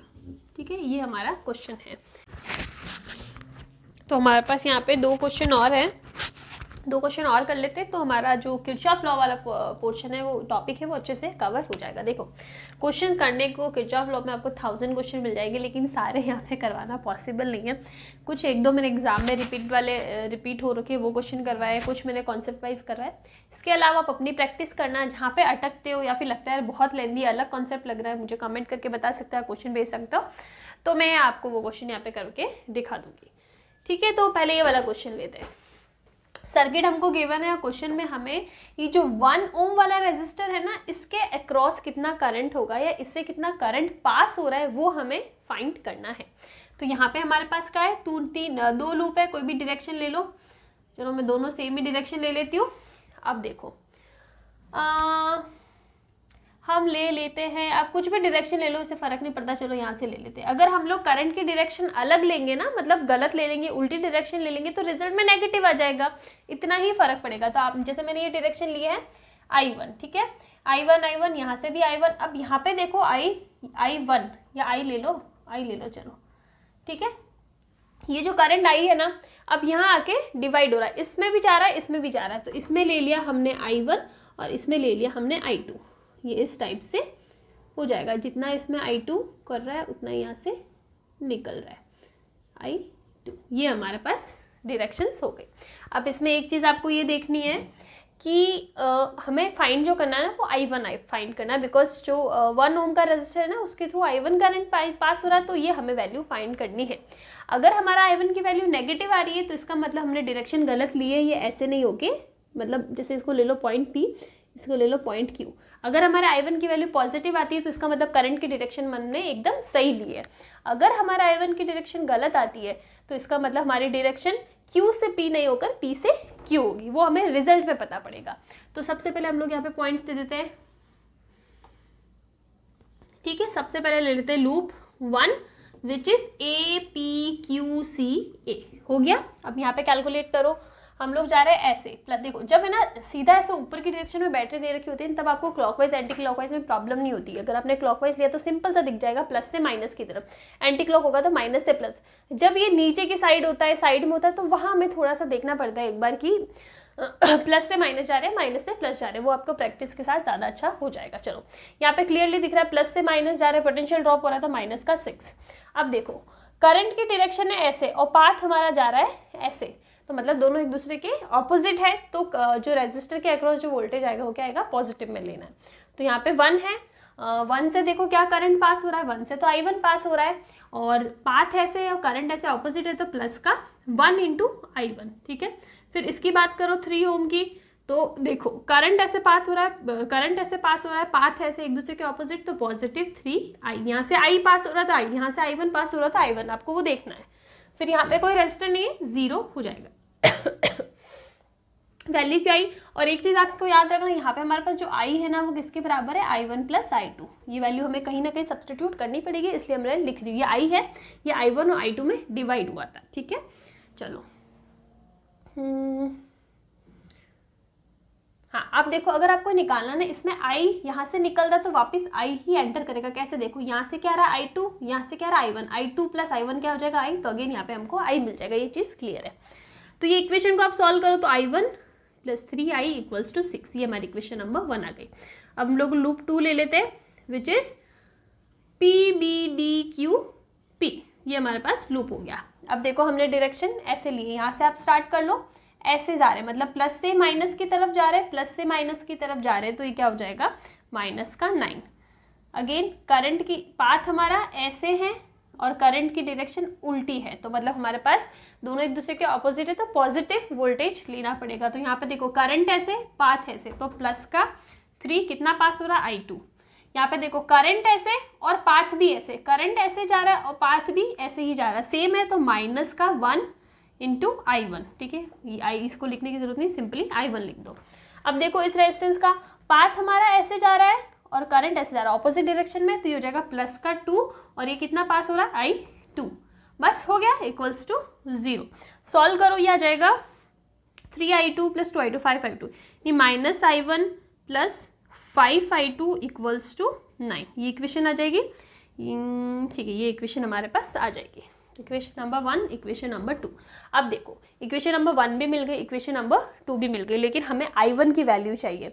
तो हमें क्या करना पड़ेगा, दोनों इक्वेशन यहाँ पे हमारे पास जो वेरिएबल्स है वो 3 हो गए और इक्वेशन हो गई 2, तो which is not possible. 2 variables है तो 2 इक्वेशन चाहिए, 3 वेरिएबल है 3 इक्वेशन चाहिए। तो हम लोग क्या कर सकते हैं, यहाँ पे I की जगह I1 प्लस I2 लिख देंगे, तो इक्वेशन हो जाएगी I1 प्लस 3I मतलब I1 plus I2 equals to 6। Solve करो, I1 plus 3I1 plus 3I2 equals to 6, तो हो जाएगा 4I1 plus 3i2 equals to 6, this will be equation number 3। बाकी सारी चीज़ें हम लोग हटा देते हैं। अरे यार ये इक्वेशन हट गई, क्या इक्वेशन आई थी, ये इक्वेशन आई थी, हम लोग लिख देते डायरेक्टली, हमने सॉल्व करी हुई है। ये इक्वेशन आई थी, देखो एक इक्वेशन है हमारे पास 4i1 plus 3i2 equals to 6, और एक इक्वेशन आई थी हमारे पास माइनस का i1 plus 5i2 equals to 9। ये दो इक्वेशन थी। अब आपको इनको सॉल्व करना है, तो हम लोग क्या कर सकते हैं, सिंपली इस इक्वेशन को 4 से मल्टीप्लाई कर देते हैं, मल्टीप्लाई बाय 4, तो क्या हो जाएगा माइनस का 4i1 plus 20i2 equals to 36, और दूसरी इक्वेशन क्या है 4i1 plus 3i2 equals to 6। Solve करो, कैंसिल हो जाएगा, हमें i2 की वैल्यू मिल जाएगी 23i2 इक्वल्स टू 42, तो i2 की वैल्यू क्या आ गई 42/23। अब i1 की वैल्यू पुट करनी है, तो सिंपली किसी भी इक्वेशन में इसमें वैल्यू पुट कर दो, माइनस का i1 plus 5i2, 5 into 42 23 equals to 9। तो यहाँ से आप i1 की वैल्यू पुट करोगे ना, तो i1 की वैल्यू आपके पास आएगी 3/23। मैंने कैलकुलेट कर रखा है इसलिए मैं डायरेक्टली लिख रही हूँ, पर ये लिखे एम्पियर में। तो यहाँ से हमें i1 इस 1 ओम रेजिस्टर के थ्रू कितना करंट पास हो रहा है i3, और देखो करंट की वैल्यू पॉजिटिव आई है, पॉजिटिव आई है, इसका मतलब हमारे करंट की डायरेक्शन सही है, Q से लगाकर Q टू P, ये डायरेक्शन हमने एकदम सही ली। अगर ये नेगेटिव आता ना तो इसका मतलब हमने डायरेक्शन गलत ली और हमें ऐसे लेना पड़ता, P से Q लेना पड़ता। ठीक है, तो ये हो गया हमारा एक क्वेश्चन, अच्छा क्वेश्चन था, ये क्वेश्चन IIT में आया हुआ है।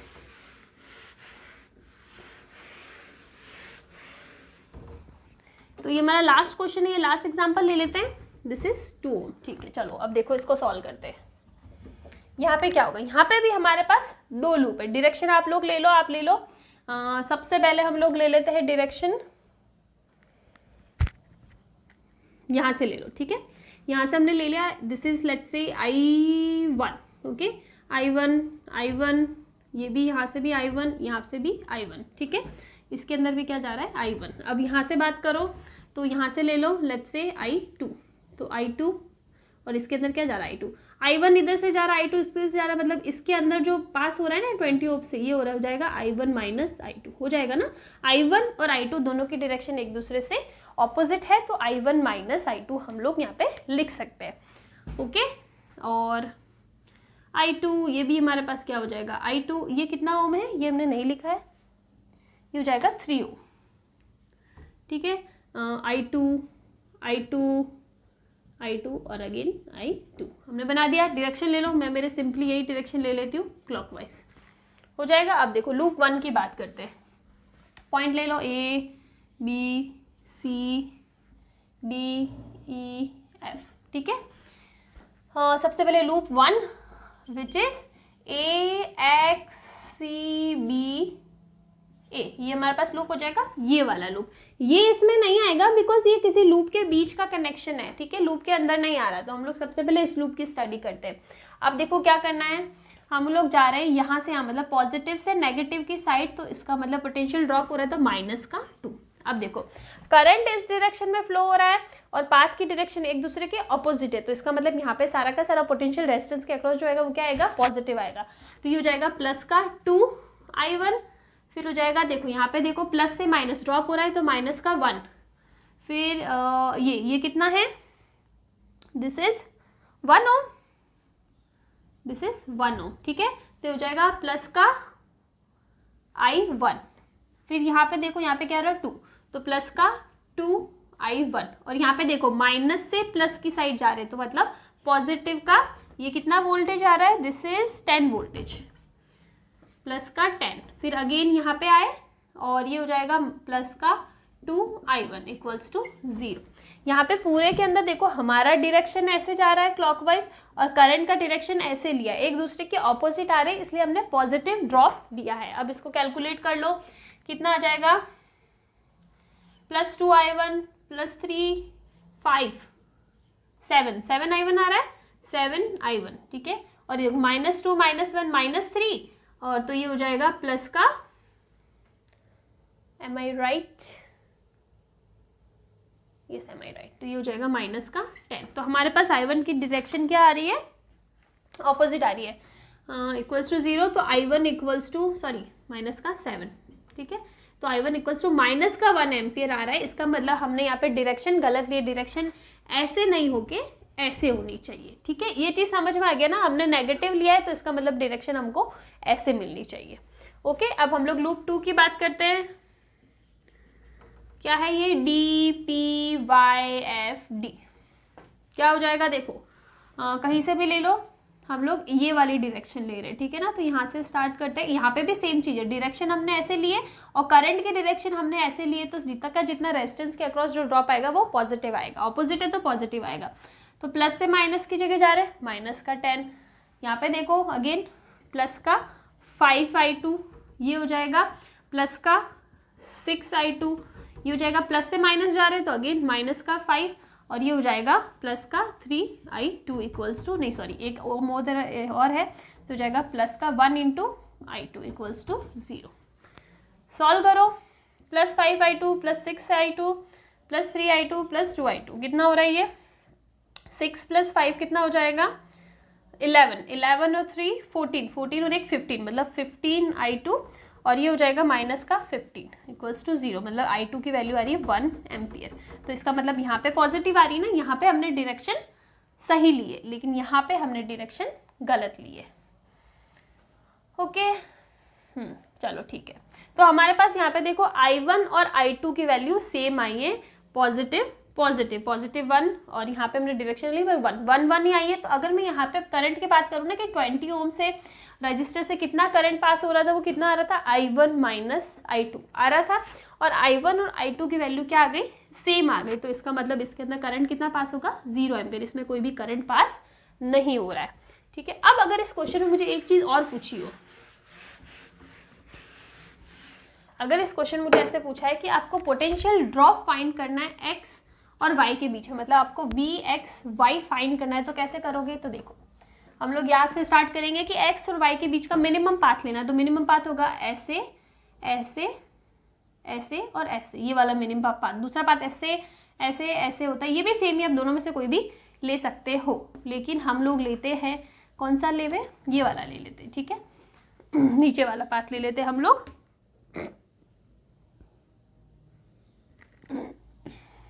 ये वाला पाथ ले लेते हैं। अब देखो यहाँ से स्टार्ट करना है Vx। अब देखो ऐसे जा रहे थे हम लोग, ये क्या हो जाएगा? डायरेक्शन ऐसे वैसे माइनस का, ठीक है। डायरेक्शन भी हमारी ऐसे है और हम लोग जा भी ऐसे ही रहे हैं, तो मतलब दोनों सेम है तो नेगेटिव आएगा, तो हो जाएगा माइनस का I1 पास हो रहा है यहाँ से, I1 1 इंटू I1 और सॉरी दिस इज तो वोल्टेज, तो ये हो जाएगा प्लस से माइनस का 1। यहाँ पे देखो ड्रॉप हो रहा है, प्लस से माइनस की तरफ जा रहे हैं तो माइनस का 1 हो जाएगा, ये हो जाएगा माइनस का I1 1 इंटू I1। फिर यहाँ जा रहे हैं ये प्लस से माइनस की तरफ, तो माइनस का 8, ठीक है। 20 इंटू 0 हो जाएगा बिकॉज I1 I2 0 है। अब यहाँ पे देखो फिर आगे क्या हो जाएगा? माइनस का 3I2, ठीक है। फिर ये माइनस से प्लस जा रहे तो प्लस का 5 हो जाएगा, देन यहाँ पे हो जाएगा माइनस का 6I2 एंड 0, माइनस का Vy इक्वल्स टू 0। अब आप इसको कैलकुलेट करो तो क्या हो जाएगा? देखो Vx माइनस Vy साइड में ले लेती हूँ, फिर माइनस का 1 और ये तो 0 ही हो गया, इसको क्रॉस कर दो, माइनस का 1 माइनस का 9 और प्लस का 5 यानी माइनस का 4, तो हो जाएगा -4। फिर माइनस का I1 एक ही है तो माइनस का I1 की वैल्यू 1 है तो ये हो जाएगा -1, ठीक है। और देखो फिर हो जाएगा माइनस का 3I2 यानी माइनस का 3 माइनस का 6I2 यानी माइनस का 6 इक्वल्स टू 0। कैलकुलेट करो Vx माइनस Vy, फिर हो जाएगा -4 -1 -5 -8 और माइनस का 14 इक्वल्स टू 0। तो ये सिंपल सारा Vx minus Vy which is Vxy equals to 14 volt. ये हमारे पास इनके बीच में पोटेंशियल ड्रॉप आ जाएगा, ठीक है। सिंपल सा है, अगर आपके पास I1 और I2 की वैल्यू है तो बीच का पोटेंशियल ड्रॉप आप इजीली कैलकुलेट कर सकते हो। तो यहाँ पे हम लोग किरचॉफ्स लॉ खत्म करते हैं। यहाँ के कुछ न्यूमेरिकल्स हमने अच्छे खासे न्यूमेरिकल्स कर लिए हैं, 5-6 न्यूमेरिकल्स विच इज़ इनफ अगर आपको कॉन्सेप्ट को समझना हो तो। अब इसके आगे हम लोग ले लेते हैं क्या, नेक्स्ट टॉपिक हमारा ले लेते हैं कि जो हमने सेल्स पढ़े थे, मैंने आपको बताया था कि सेल्स के आगे वाला टॉपिक होना चाहिए था उनका सीरीज और पैरेलल कॉम्बिनेशन, बट क्योंकि हमको किरचॉफ लॉ नहीं पता था, वहाँ पे हमको रिजल्ट निकालने के लिए उसकी वैल्यू पता होनी चाहिए थी, तो इसलिए हम लोगों ने पहले किरचॉफ लॉ किया। अब हम लोग फिर से करते क्या, जो हमने सेल्स पढ़े थे ना उसका सीरीज और पैरेलल कॉम्बिनेशन। नेक्स्ट टॉपिक हमारा हो जाएगा combination of cells, combinations of cell. Cell के बारे में हम लोग पढ़ चुके हैं। सबसे पहला कॉम्बिनेशन क्या आएगा, सीरीज कॉम्बिनेशन। सीरीज कॉम्बिनेशन का मतलब एक हमारे पास सेल है, ये इंटरनल रेजिस्टेंस हो गया, दूसरा सेल हो गया ये इसका इंटरनल रेजिस्टेंस हो गया, तीसरा सेल हो गया, इस टाइप से हम लोग कनेक्ट करेंगे। इसका हमने ईएमएफ मान लिया E1 और internal resistance R1, E2 R2 E3 R3, इस टाइप से सीरीज में कनेक्टेड होंगे तो हमारे पास क्या रिजल्ट आएगा। तो सबसे पहले हम लोग 2 का लेके चलते हैं, आगे हमारे को रिजल्ट मिल जाएगा कि हमने सिर्फ 2 सेल सीरीज में लगाए, E1 R1 E2 R2, ठीक है। अब हमें क्या निकालना है, इक्विवेलेंट ईएमएफ निकालना, इक्विवेलेंट रेजिस्टेंस निकालना है। तो कैसे निकालोगे, तो आप ऐसा करो ना, सिंपल सा देखो, इसको हम लोग पॉइंट ले लेते हैं E, इसको ले लेते हैं पॉइंट B। करंट हमारा ऐसे पास करेगा, इसके अक्रॉस आप ऐसे लगा सकते हो कि आपने एक्सटर्नल रेजिस्टेंस R लगाया, पूरा सर्किट आप बना दो, ठीक है। अब देखो यहाँ से हमारा करंट पास हो रहा है और हम लोग इस डायरेक्शन में जा रहे हैं, तो आप किरचॉफ लॉ लगाओ तो क्या हो जाएगा, VA यहाँ का, फिर प्लस से माइनस की तरफ जा रहे हैं यानी माइनस का E1। फिर देखो करंट की डायरेक्शन ऐसे, हम लोग ऐसे जा रहे हैं तो पॉजिटिव आएगा, तो प्लस का क्या हो जाएगा, करंट ले लो I R1, फिर अगेन माइनस E2 और प्लस का I R2 और माइनस का VB इक्वल्स टू 0 आ जाएगा हमारे पास ये रिजल्ट। और अब आप देखो क्या आएगा, VA माइनस VB, फिर आ रहा है माइनस का E1 प्लस E2 ये आ रहा है, और आ रहा है प्लस का I R1 plus R2 equals to 0। हम लोग इसको लिख सकते हैं VA minus VB equals to E1 plus E2 and minus का R ले लो R1 प्लस R2। अब देखो इस इक्वेशन को आप कंपेयर करो, हमने एक रिजल्ट पढ़ा था जब हमने सेल पढ़ा था ना, तो पढ़ा था V equals to E minus I R, ये रिजल्ट पढ़ा था। तो जब आप इससे कंपेयर करोगे ना, तो ये जो E है ना, ये हमारा E इक्विवेलेंट और R इक्विवेलेंट होता था जब हम लोग सिंगल वाला पढ़ते थे।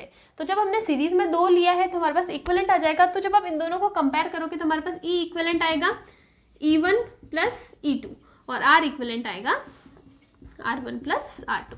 तो ये हमारे पास सीरीज में आ गए। और नंबर ऑफ ज़्यादा हो कि नंबर ऑफ सेल ज़्यादा है तो E equivalent equals to E1 plus E2 plus E3 dot dot dot plus EN तक आ जाएगा, और R इक्विवेलेंट क्या हो जाएगा, R1 plus dot dot dot plus RN। अब इसके अंदर एक कंडीशन आती है कि सब EMF बराबर हो, मतलब E1 equals to E2 equals to E3 और R1 equals to R2 equals to R3 इस टाइप से हो।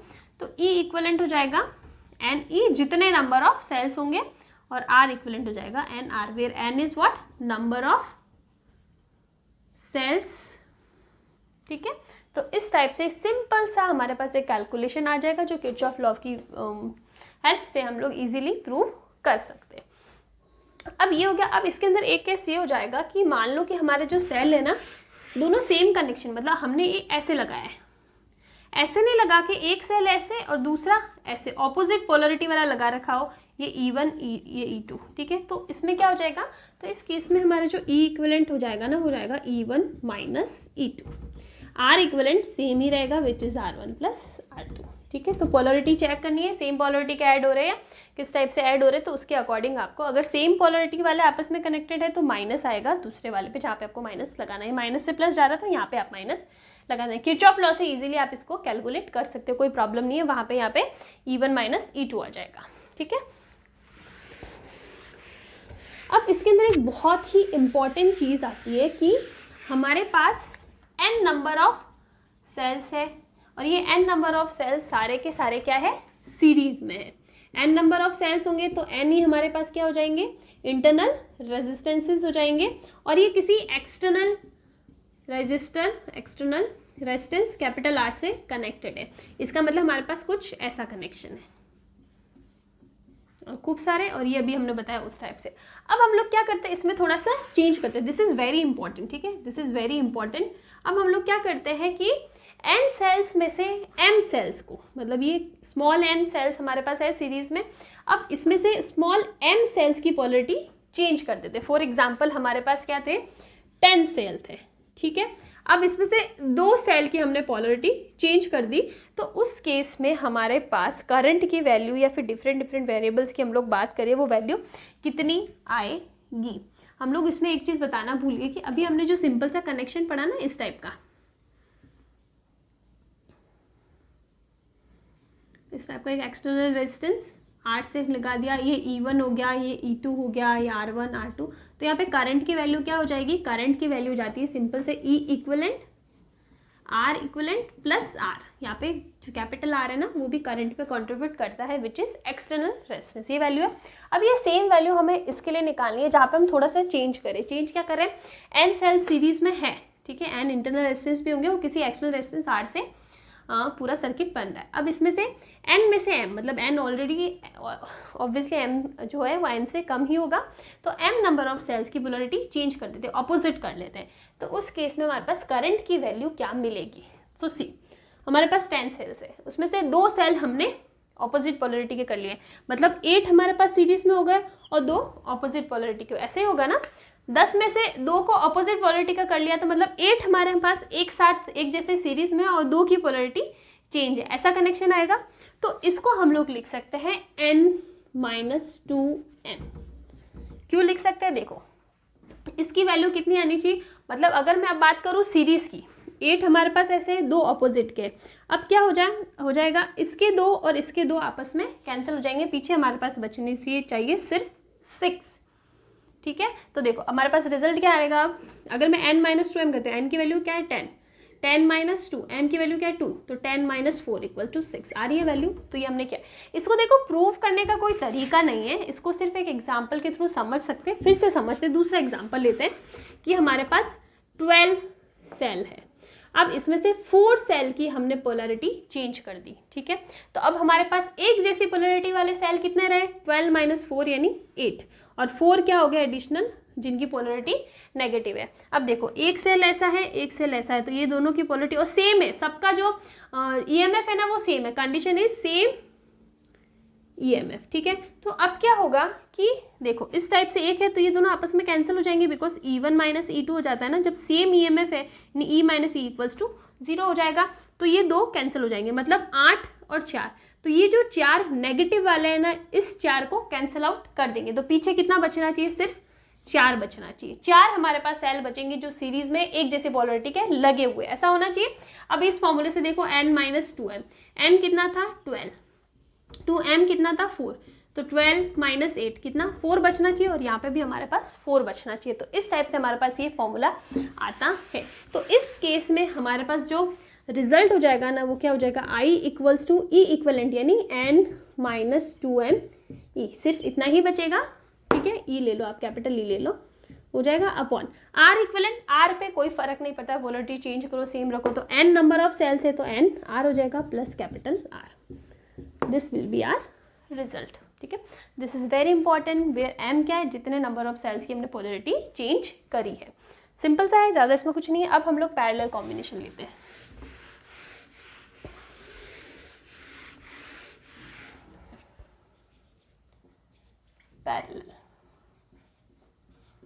पैरेलल कॉम्बिनेशन के अंदर क्या होगा, कुछ इस टाइप से हमारे पास एक सेल, इसका इंटरनल रेजिस्टेंस, ठीक है, दूसरा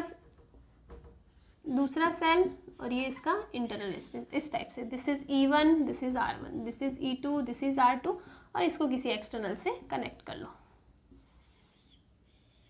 this is external resistance capital R, ठीक है।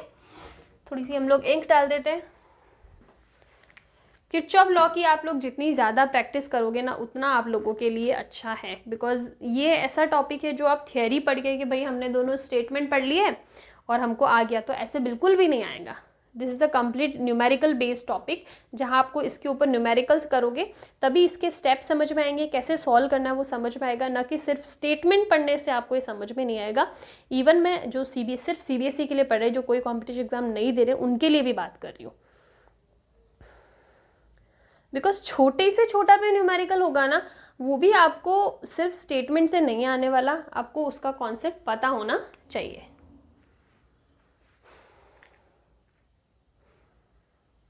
आप लोग बताना आपके स्कूल कोचिंग में कौन सा यूनिट चल रहा है। मैं थोड़ा सा पीछे हो सकती हूँ, हम ट्राइंग की मैं थोड़ा सा उसको कवर कर लूँ, बट स्टिल आप लोग मुझे बताना ताकि हम भी देखें कि हमको कितना फ्रिक्वेंसी बढ़ानी है। ठीक है, तो ये हमारे पास पैरेलल कॉम्बिनेशन हो गया। Let's say this is point A, this is point B. अब हमको इस कॉम्बिनेशन के लिए क्या करना है, इक्विवेलेंट रेजिस्टेंस और इक्विवेलेंट ईएमएफ निकालना है। हमको पता है पैरेलल कॉम्बिनेशन में वोल्टेज डिफरेंस यहाँ पे सेम रहता है लेकिन करंट अलग माइनस की तरफ निकलता है ना, तो हम लोग ऐसे लेते हैं।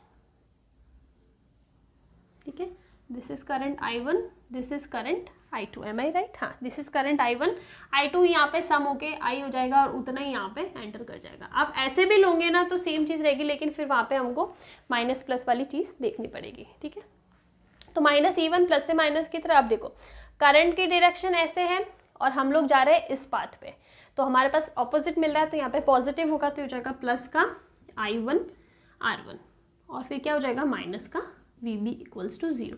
तो क्या आ रहा है, VA minus VB equals to E1 minus I1 R1, minus लगा दो, हो जाएगा। इसको हम लोग V लिख सकते हैं, तो ये हो जाएगा E1 माइनस I1 R1। यहाँ से आप I1 की वैल्यू निकालो, कितना आ जाएगा, E1 minus V upon R1, am I right? Yes. ठीक है, इसी टाइप से हम लोग इस दूसरे नीचे के लिए लेते हैं, तो VA माइनस E2 हो जाएगा प्लस का I2 R2 हो जाएगा माइनस का VB इक्वल्स टू 0। सेम होगा, आप कैलकुलेट करोगे I2 की वैल्यू आएगी E2 minus V upon R2, ये हमारे पास इक्वेशन आ जाएगी। अब देखो, अब एक चीज़ इसके अंदर है कि अगर आपको यहाँ पे कन्फ्यूज़न हो रहा है कि आप इस डायरेक्शन में लो रहे होंगे तो सेम चीज़ आएगी, लेकिन फिर हमारे पास I की वैल्यू नेगेटिव आएगी और वहाँ से आपको करंट की डायरेक्शन समझना पड़ेगा। तो इसलिए मैंने इन जनरल जो प्लस से माइनस हम लोग प्लस की साइड से करंट निकालते हैं वो लेके कैलकुलेट करा है। ठीक है, तो हमारे पास I1 I2 आ गया। अब देखो इन दोनों इक्वेशन में V की वैल्यू क्या आ रही है, कॉमन आ रही है। V की वैल्यू कॉमन आ रही है ना, तो हम लोग यहाँ से इजीली, या फिर हम लोग इसको ऐसे लिख सकते हैं कि हमारे पास वैल्यू है I equals to what, I1 plus I2। हो सकता है कि यही है I equals to I1 plus I2, ये दोनों वैल्यू पुट कर लो, तो I इक्वल्स टू आएगा E1 minus V upon R1 plus E2 minus V upon R2, आ जाएगा I का वैल्यू। अब यहाँ से आप V की वैल्यू फाइंड कर लो, बिकॉज यहाँ पे इजीली निकल जाएगी। दोनों की दोनों टर्म्स में जो V है ना, V की वैल्यू कॉमन है, तो V की वैल्यू आप निकाल सकते हो। और जब आप इसकी वैल्यू निकालोगे ना, तो यहाँ पे I की वैल्यू भी पुट कर देना, तो हमारे पास वैल्यू जो आएगी वो आएगी V इक्वल्स टू, थोड़ा स्पेस ले लेते हैं, यहाँ पे लिख देते हैं, थोड़ा स्पेस चाहिए हमें। ठीक है, दिस इज R। तो इसको जब आप V की वैल्यू फाइंड करो तो इजी मैथमेटिक्स है, इसको मैं ज़्यादा सॉल्व नहीं करूँगी, आप इजीली निकाल सकते हो। आपको V की वैल्यू फाइंड करनी है, तो V की वैल्यू आ जाएगी, V इक्वल की वैल्यू आ जाएगी E1, this is capital E1 upon R1, E2 upon R2, 1 upon R1 plus 1 upon 2 minus का I, और ये हो जाएगा 1 upon R1 plus 1 upon R2। ठीक है, ये वैल्यू आ जाएगी। फिर आप इसको वही हमारी जो स्टैंडर्ड इक्वेशन है V equals to E minus I R, इससे कंपेयर करोगे ना, तो ये जो होगा वो E इक्विवेलेंट हो जाएगा, ये इक्विवेलेंट हो जाएगा। तो इससे हमारे पास क्या आ जाएगा, जो E इक्विवेलेंट की वैल्यू आ जाएगी ना, ये इक्विवेलेंट की वैल्यू आ जाएगी, वो आ जाएगी E1 upon R1 plus E2 upon R2, और ये हो जाएगा 1 upon R1 plus 1 upon R2, और R इक्विवेलेंट की वैल्यू क्या हो जाएगी, 1 upon R1 plus 1 upon R2। यहाँ पे एक चीज़ की गड़बड़ कर दी हमने, ये जो होगा ना टर्म, ये होगी इस टाइप से 1 upon R1 plus 1 upon R2। इसके अंदर भी हम लोग सेम चीज़ कर सकते हैं कि अगर हमने माना कि ये तो हमने 2 नंबर ऑफ सेल्स की बात करी कि हमारे पास n नंबर ऑफ सेल्स है ना, तो उस केस में क्या हो जाएगा, हमारे पास n नंबर ऑफ सेल्स लगे हुए हैं, तो जो R इक्विवेलेंट है ना वो तो क्या हो जाएगा R बाई n। ठीक है, R इक्विवेलेंट हो जाएगा R बाई n। और अगर मैं n इक्विवेलेंट की बात करूँ तो देखो क्या होने वाला है, अगर मैं E इक्विवेलेंट की बात करूँ, सॉरी E इक्विवेलेंट, तो क्या हो जाएगा E1, अगर सिर्फ 2 का लेके चलते चलो, तो ये क्या हो जाएगा, देखो E1 अपॉन R1, तो क्लियर ही करना पड़ेगा, ये हमने 2 कॉम्बिनेशन की बात करी। अगर हम लोग n कॉम्बिनेशंस की बात करें, मतलब हमारे पास ऐसे है,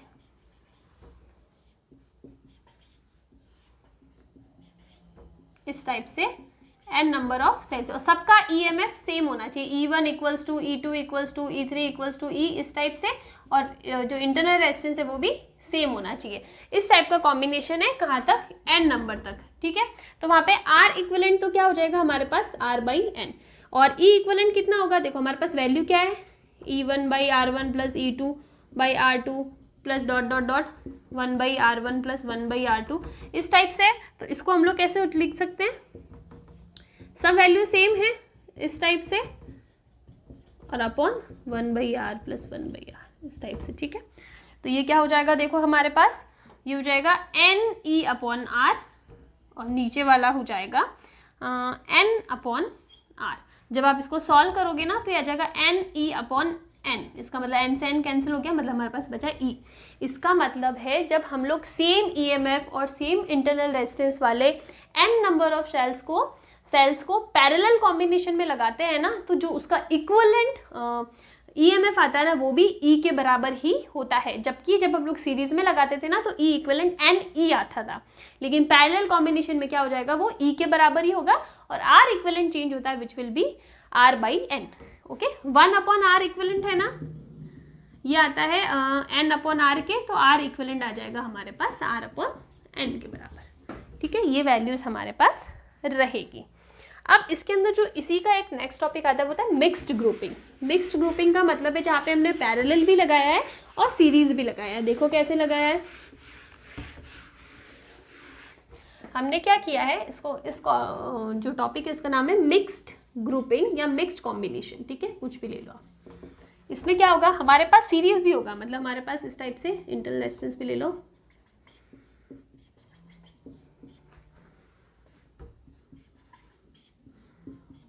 इस टाइप से सीरीज कॉम्बिनेशन है, और सबका सेम लिया है हमने, same EMF same internal resistance, ठीक है। और इस टाइप के पैरेलल कॉम्बिनेशन भी है इसके साथ साथ में,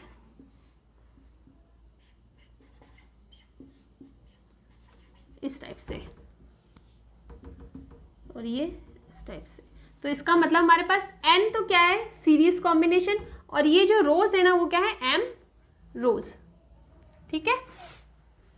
M नंबर ऑफ रोज है, ये 1 रो 2 रो 3rd रो 4th रो, इस टाइप से M नंबर ऑफ रोज है, और ईच रो के अंदर N नंबर ऑफ सीरीज है EMF की, सॉरी सेल्स की, इस टाइप का कॉम्बिनेशन है। तो अब देखो यहाँ पे क्या होगा, इस टाइप का कॉम्बिनेशन है ना, तो हमारे पास जो I की वैल्यू आती थी वो क्या आती थी, E equivalent R equivalent plus capital R। जब हमने एक्सटर्नल रेजिस्टेंस कैपिटल R लगाते हैं ना, यहाँ पे इसके अक्रॉस हम लोग एक कैपिटल रेजिस्टेंस एक्सटर्नल R लगाते हैं, तब की बात है। कॉम्बिनेशन आपको समझ में आ गया ना, तो हम लोग ये चीज़ हटा देते हैं। अब देखो, अब हमें पता है कि अगर मैं इसको सिंप्लीफाई करूँ ना तो मेरे पास ऐसे आ जाएगा,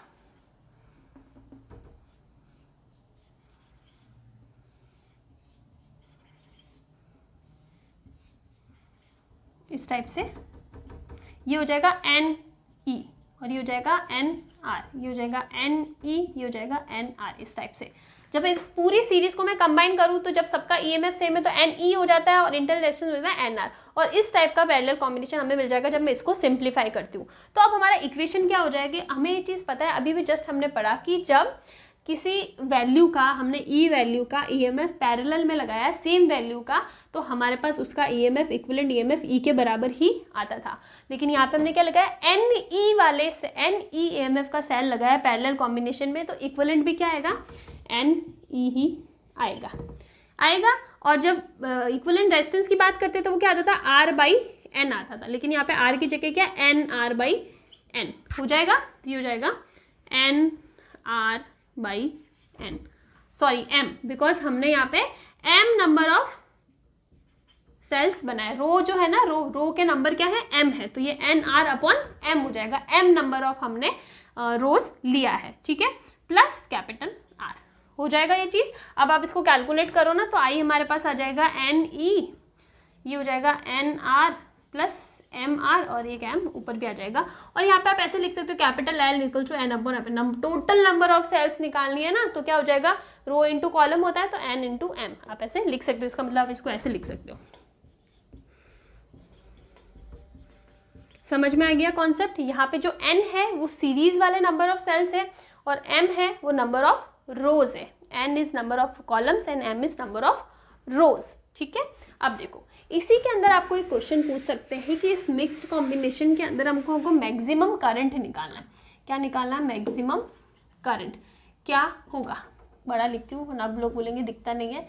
मैक्सिमम करंट, तो हम लोग मान लेते हैं कि मैक्सिमम करंट के लिए NR, ये करंट हमें मैक्सिमम चाहिए ना, तो ये वाली टर्म मिनिमम चाहिए कि ये करंट मैक्सिमम चाहिए, तो ये टर्म मिनिमम मानेंगे तभी तो हमें I की वैल्यू मैक्सिमम मिलेगी। इसका मतलब NR प्लस MR क्या होना चाहिए? मैक्सिमम होना चाहिए। हो सकता है अब इसको मैं ऐसे लिख सकती हूँ, रूट NR माइनस का रूट MR का होल स्क्वायर प्लस का 2 रूट NRM R, ये लिख सकती हूँ ना मैं, इक्वल्स टू मैक्सिमम। सही लिखा है हमने, इसकी इक्वेशन को सही बनाया। ठीक है, ये सॉरी ये क्या होना चाहिए? मिनिमम होना चाहिए।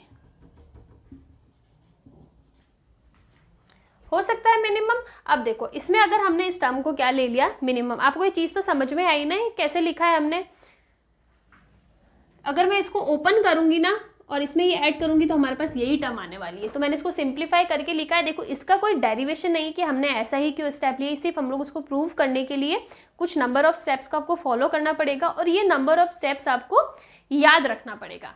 अब देखो अगर हमें ये मिनिमम करना है ना, तो इसकी वैल्यू क्या होनी चाहिए? मिनिमम होनी चाहिए। मिनिमम वैल्यू क्या हो सकती है? 0 हो सकती है। तो इसका मतलब root NR minus root MR equals to क्या होना चाहिए? 0। तो इसका मतलब NR इक्वल्स टू क्या होना चाहिए? MR होना चाहिए।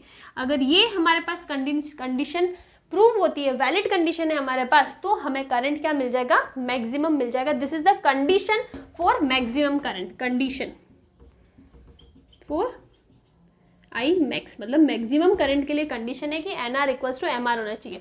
और अगर हमें करंट मैक्सिमम वैल्यू ही निकालनी है तो हम लोग क्या करेंगे? MNE।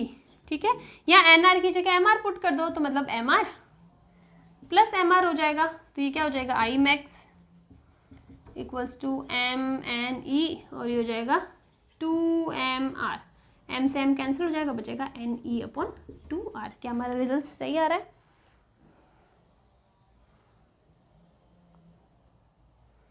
हाँ, ये हमारे पास मैक्सिमम करंट की वैल्यू आ जाएगी। तो इस टाइप से आप करंट की वैल्यू फाइंड कर सकते हैं। और यहाँ पे हमारा कॉम्बिनेशंस बहुत ही छोटा टॉपिक था, इसमें कोई बहुत ज़्यादा बड़ा कुछ है नहीं। हम लोग जो रेजिस्टर्स है, कैपेसिटर्स है, सबके सीरीज और पैरेलल कॉम्बिनेशंस अच्छे से पढ़ चुके हैं।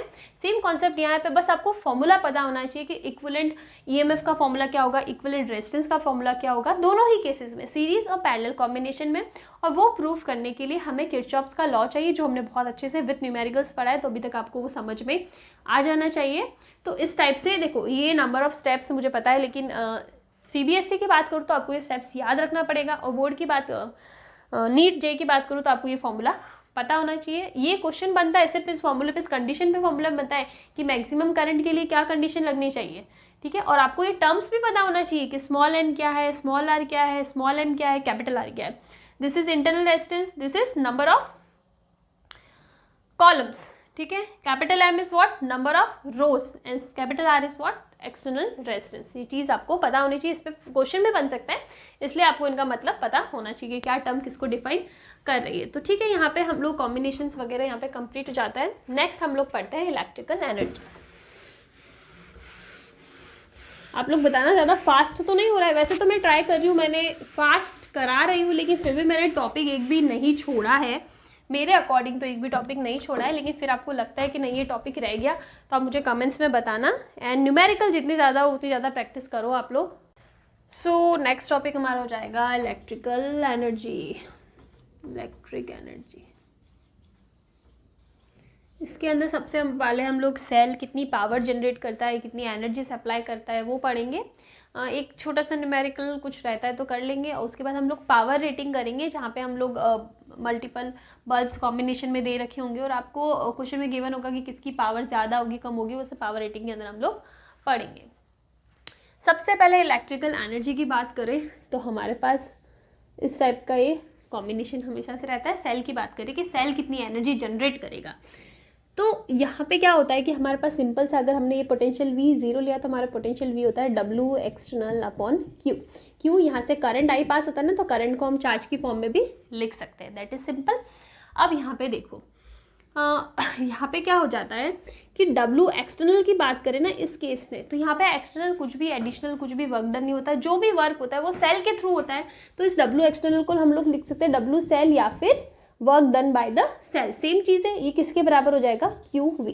तो यहाँ पे हमारे पास W सेल बोल दो विच विल बी QV, और ये हम लोग एनर्जी से कंपेयर कर सकते हैं। Change in energy infinite point पे लेके चलो, दूसरे पॉइंट पे 0 मान लो, तो एनर्जी को रिप्रेजेंट करेगा। तो बेसिकली हमारे पास हो जाएगा energy supplied by the cell, की जो सेल है ना वो कितनी एनर्जी सप्लाई करेगा, वो आएगा किसके बराबर, QV, यानी चार्ज की value multiply by the potential of this cell. वो उससे पता पड़ जाएगा कि जो सेल है वो कितनी एनर्जी सप्लाई करेगा। अगर हमें पावर निकालना है कि power generated by the cell,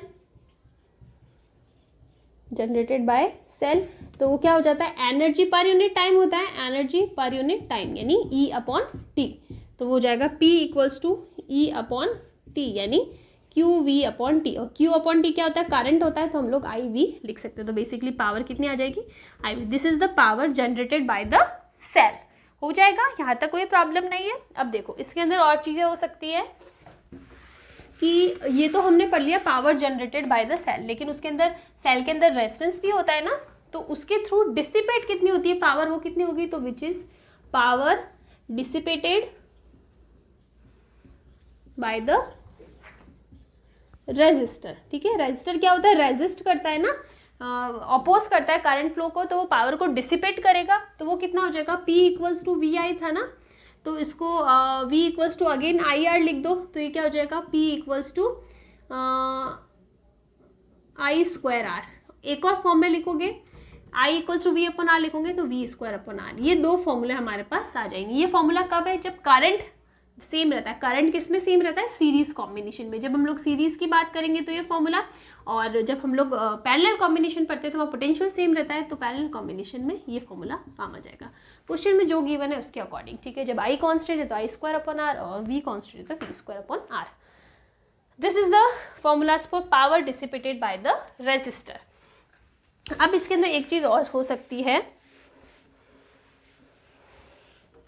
कि जो एनर्जी डिसिपेटेड है, एनर्जी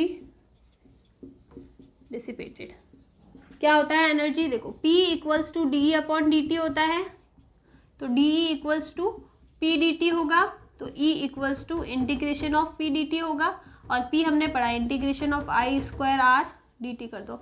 लेकिन ये कब वैलिड है, जब हमारा करंट, सॉरी इसको हम लोग ऐसे लिख सकते हैं, I स्क्वायर R को बाहर ले लो, इंटीग्रेशन डी टी, तो ये क्या हो जाएगा I स्क्वायर R T, तो E equals to I square R T.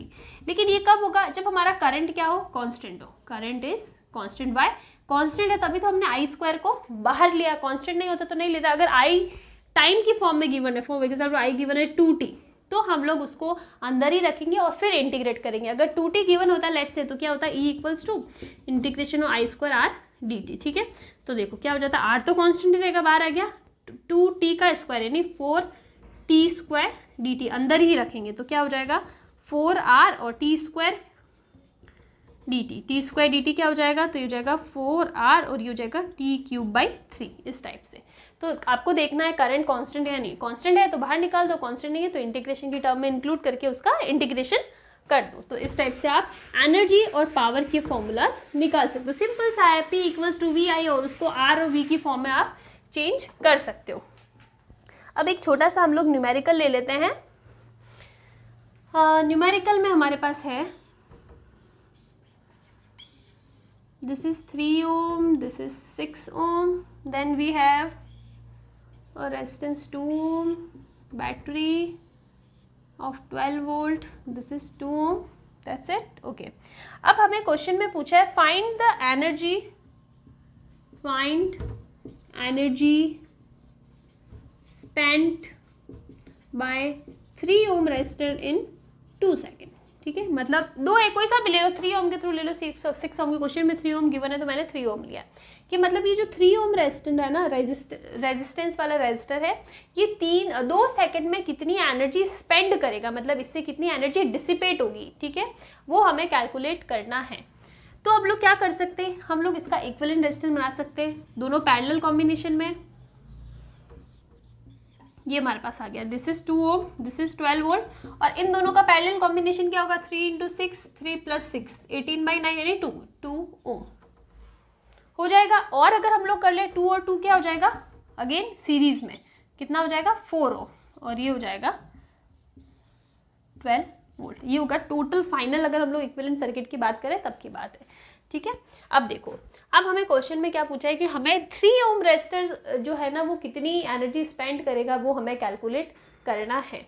तो हम लोग क्या कर सकते हैं, हम लोग यहाँ पे ले लेते हैं कि जब हम लोग पैरेलल कॉम्बिनेशन की बात करते हैं ना, तो यहाँ पे करंट्स की वैल्यू अलग अलग होगी, लेकिन वोल्टेज की वैल्यू क्या रहती है, सेम रहती है दोनों के लिए, दोनों के अक्रॉस वोल्टेज सेम रहता है। कितना वोल्टेज रहता है यहाँ पे, 12 नहीं रहेगा। क्यों नहीं रहेगा, बिकॉज यहाँ पे एक और रेजिस्टर है, ठीक है। अगर इसी के अक्रॉस 12 ले लेंगे तो इसके अक्रॉस भी तो कुछ आएगा, तो 12 नहीं रहेगा, लेकिन जितना भी रहेगा हमें पता है कि इन दोनों के across same voltage potential difference होगा, वो हमें कैलकुलेट करना है। तो कैसे कैलकुलेट करोगे, देखो फॉर्मूला हमारा क्या बोलता है, हमारा फॉर्मूला बोलता है V = IR, R कितना, इक्विवेलेंट, ठीक है। तो I की वैल्यू क्या आ जाएगी, V/R इक्विवेलेंट। तो I = V की वैल्यू कितनी ले लो, ना करंट के सर्किट में करंट, ये जो करंट पास हो रहा है ना, कितना करंट पास होगा, तो I = V की वैल्यू कितनी, 12, R इक्विवेलेंट फाइनल कितना आया, 4। तो इसका मतलब 3 एम्पियर करंट हमारा फ्लो हो रहा है। तो अब देखो यहाँ पे क्या होगा, यहाँ पे 3 एम्पियर, यहाँ पे भी 3 एम्पियर, यहाँ पे भी 3 एम्पियर, यहाँ जाके करंट्स डिवाइड हो जाते हैं, ठीक है। दोनों में अलग अलग करंट फ्लो करेगा, लेकिन यहाँ पे हमको पता है कितना होगा, 3 एम्पियर, और बाहर भी कितना निकलेगा, 3 एम्पियर हो जाएगा। तो देखो अब हम लोग क्या करते हैं, चलो अब मुझे पता है ना ये इक्विवेलेंट है, तो यहाँ पे मैं पोटेंशियल कैलकुलेट कर सकती हूँ। तो पोटेंशियल क्या होगा, V = IR इक्विवेलेंट। अब R इक्विवेलेंट कौन सा, ये वाला लेंगे, बिकॉज मुझे इन दोनों के लिए पोटेंशियल निकालना है जो सेम होगा। तो V = I कितना, 3, R इक्विवेलेंट कितना, 2, मतलब 6 वोल्ट हमारा यहाँ पे पोटेंशियल होगा दोनों के लिए, 6 इसके लिए होगा और 6 इसके लिए होगा, तो टोटल 12 वोल्टेज हमारा निकल जाएगा। ये चीज़ क्लियर है। तो हमें ये पता पड़ गया कि यहाँ पे भी 0, 6 और दोनों के लिए सेम, या फिर 6, 0 ले लो, 6, 0, इस टाइप से वोल्टेज डिफरेंस हमको मिल गया। अब हमको क्वेश्चन में पूछा है find energy spend by 3 ohm in 2 second. तो एनर्जी का फॉर्मूला क्या होता है, I² R × T हो जाएगा। यहाँ पे हमारे पास करंट की भी वैल्यू है, R की भी वैल्यू है और T की भी वैल्यू है, लेकिन हमारे पास इन दोनों कॉम्बिनेशन के लिए करंट अलग अलग है, तो हम लोग ये नहीं निकाल सकते, बिकॉज हमने टोटल करंट I निकाला, I1 और I2 नहीं निकाला। तो हम लोग ये फॉर्मूला नहीं यूज़ करेंगे, और पैरेलल कॉम्बिनेशन में मैंने आपको बोला था कौन सा चाहिए, V² R × T हो जाएगा। नाउ सी E = V², कितना है, 6 × 6 का रेजिस्टेंस किसके लिए निकाला है, 3 ओम के लिए, तो 3 लिख दो, कितने टाइम में, 2 सेकेंड में 2 हो जाएगा।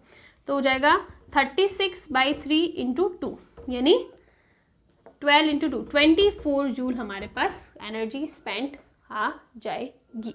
तो इस टाइप से आपको 2 के लिए निकालना है, मतलब 6 ओम के लिए निकालना है, तो क्या हो जाएगा, 6 × 6 / 6 × 2 यानी 12 जूल आ जाएगा, और टोटल हमारे पास 36 जूल का एनर्जी स्पेंड आ जाएगी। तो इस टाइप से आप कैलकुलेट कर सकते हो। थोड़े से स्टेप्स कंफ्यूजिंग है, मुझे भी पता है, लेकिन मैं अगेन यही बोलूँगी कि सिर्फ एक न्यूमेरिकल से सारी चीज़ें क्लियर नहीं हो सकती, आपको प्रैक्टिस करनी पड़ेगी। फिर भी मैं एक बार और समझा देती हूँ। जब ऐसा कोई क्वेश्चन गिवन है, आपको क्वेश्चन का रिजल्ट देखना है कि क्या पूछा है। हमें पूछा है कि ये 3 ओम का रजिस्टर कितनी एनर्जी स्पेंड करेगा, दोनों दिख रहा है पैरेलल कॉम्बिनेशन में, तो हमें पता है कि V² R T आ जाएगा।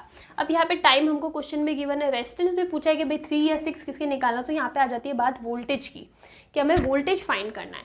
और जब पैरेलल कॉम्बिनेशन होता है ना, तो दोनों के लिए सेम वोल्टेज रहता है। तो सेम वोल्टेज कैसे निकाल सकते हो आप, इसको कर दो क्या, सिंप्लीफाई, R इक्विवेलेंट निकाल दो, जो कितना निकलेगा, 2 ओम। अब 2 ओम के लिए यहाँ पे क्या निकालना है, वोल्टेज निकालना है। वोल्टेज का फॉर्मूला होता है IR इक्विवेलेंट हो जाएगा। तो यहाँ पे क्या आपको फाइंड करना पड़ेगा, करंट फाइंड करना पड़ेगा। करंट पूरे सर्किट में सेम ही फ्लो होगा, तो उसके लिए हम लोग पूरा इक्विवेलेंट यानी 4 ओम लेके क्या फाइंड कर लेंगे, करंट फाइंड कर लेंगे, उस करंट से हमें वोल्टेज निकल जाएगा, उस वोल्टेज से हमें एनर्जी निकलेगी। तो ये स्टेप्स आपको पता होना चाहिए कि हमें किस टाइम पे कौन सा स्टेप यूज़ करना है।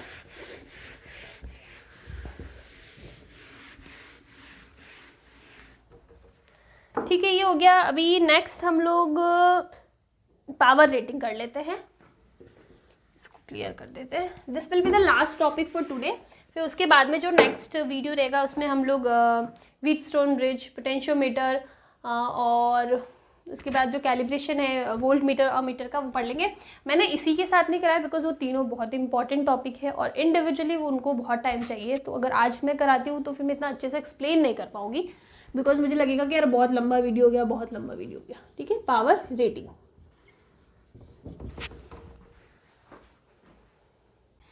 पावर रेटिंग में देखो हमारे पास कोई बल्ब गिवन है, तो हमको हमेशा पता है बल्ब के ऊपर कुछ चीज़ें लिखी हो कि ये 100 वॉट का है, 20 वोल्ट का है, 50 वोल्ट का है, इतने वोल्ट का है। तो जितने वॉट का वो बल्ब होता है ना, वो उसकी पावर को शो करता है कि पावर होगी। लेकिन उसमें एक चीज़ है कि हमारे, अगर मैं इंडिया में बात करूँ तो हम लोग 220 वोल्टेज का सोर्स यूज़ करते हैं। जो हमारे सर्किट्स होते हैं, जो हमारे पास सॉकेट्स होते हैं, वहाँ पे 220 वोल्टेज का हमको गिवन होता है। तो ये जो 100 वॉट का पावर हमको गिवन होता है ना, इसका मतलब है जब हम लोग 220 वोल्टेज से कनेक्ट करेंगे ना, तब हमको 100 वॉट का पावर मिलेगा। अगर मैं यूएस वगैरह की बात करूँ, वहाँ पे 110 वॉट होता है, तो वहाँ पे पावर की वैल्यू अलग हो जाएगी। तो हमारे यहाँ पे जो बल्ब्स होते हैं तो उस पर गिवन है कि 100 वॉट, 200 वॉट, 50 वॉट, जितना भी गिवन है। इसका मतलब जब हम उसको 220 वोल्टेज से कनेक्ट करते हैं तब हमको इतनी पावर मिलेगी चीज़। ठीक है, अब फॉर एग्जाम्पल मैंने इसको कर दिया 50 वोल्ट से। ठीक है, 50 वोल्ट से कनेक्ट किया, तो अब इसकी पावर क्या होगी, बढ़ेगी, कम होगी, कितनी होगी, ये चीज़ हमें निकालनी है। तो एक चीज़ याद रखना कि ये सेम बल्ब है, ये यही बल्ब है जिसको मैंने 220 वोल्टेज से कनेक्ट किया था, ये वही बल्ब है जब इसको मैंने अब 50 वोल्टेज से कनेक्ट कर दिया। तो जो वायर का अंदर का जो रेजिस्टर होगा ना, उसका रेजिस्टेंस सेम रहेगा बिकॉज सेम टाइप का वो बल्ब है, सेम ही बल्ब है। तो उसका अंदर ये जो टंगस्टन वायर लगा हुआ होता है ना, उसका रेजिस्टेंस थोड़ी चेंज होगा, बल्ब का मटेरियल, बल्ब का टाइप सेम है। तो इसका मतलब जब हम लोग अलग अलग वोल्टेज से कनेक्ट करेंगे ना एक ही बल्ब को, जब एक ही टाइप का बोल रहे हो, तो वहाँ पे जो रेजिस्टेंस है ना, दैट रिमेन्स सेम, उसमें कोई फर्क नहीं पड़ता है, वो सेम रहेगा। तो अगर मैं इसके रेजिस्टेंस की बात करूँ तो हमारे पास फॉर्मूला क्या है, P = V²/R। ठीक है, तो R की बात करूँ तो V²/P होता है। तो इसका मतलब V² कितना, 220 × स्क्वायर कितना हो जाएगा, 100। कैलकुलेट करो, 0 0 0, ये कितना हो जाएगा, 484 ओम। ये इसका रेजिस्टेंस आ गया और यहाँ पे भी सेम होना चाहिए। अब इसकी पावर निकालो, क्या हो जाएगा, V²/R। तो V² कितना, यहाँ पे 50 दे रखा है, 50 × 50 अपॉन कितना हो जाएगा, 484। ये वैल्यू आ जाएगी। जब आप इसकी वैल्यू निकालोगे ना, तब इसकी वैल्यू 100 से तो कम ही आएगी। कितनी आएगी वो कैलकुलेट करनी पड़ेगी, पर जितनी भी आएगी 100 से कम आएगी। मतलब जैसे ही हमने इसको अलग वोल्टेज से कनेक्ट किया, इसकी पावर कम हो गई, तो इसका मतलब ये क्या हो गया, डिम हो गया, इसकी ब्राइटनेस कम हो गई। क्या हो गई, ब्राइटनेस। अगर पावर कम आ रही है ना, P की वैल्यू कम आ रही है, तो इसका मतलब इसकी पावर कम हो गई, इसका ब्राइटनेस कम हो गई, डिम हो गया। ठीक है, ये चीज़ आपको समझ में आ गई। तो पावर रेटिंग में अब हम लोग अलग अलग कॉम्बिनेशंस में, मतलब सीरीज में लेंगे, पैरेलल में लेंगे, और हमें कंपेयर करना है कि उन कॉम्बिनेशन से बल्ब की ब्राइटनेस पे कितना फर्क पड़ रहा है। तो हम लोग दोनों के एग्जाम्पल ले लेते, एक सीरीज का ले लेते और एक पैरेलल का ले लेते। फॉर एग्जाम्पल वी हैव, सबसे पहले सीरीज कॉम्बिनेशन। ठीक है, बल्ब लिया,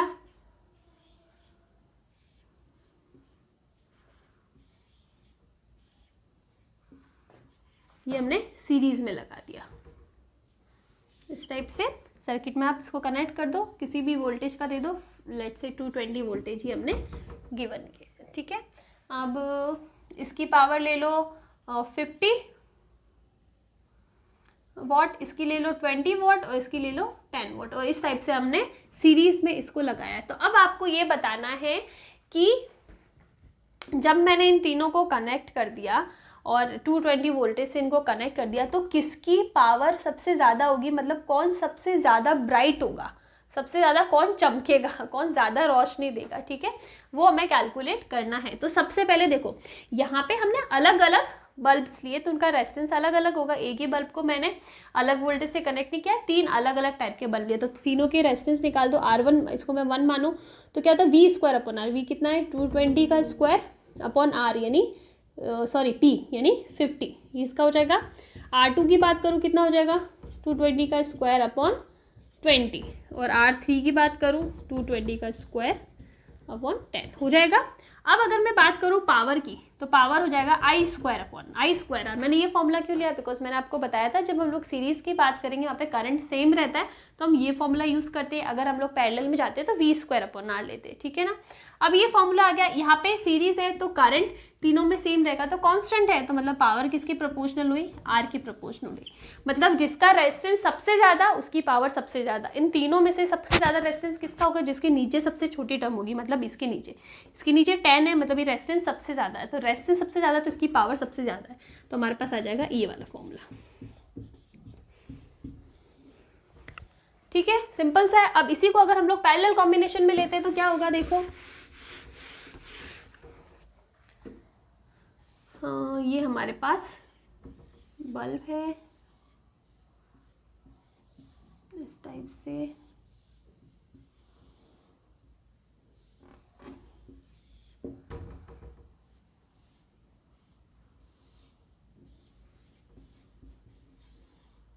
ले लो 220 वोल्टेज का, ठीक है।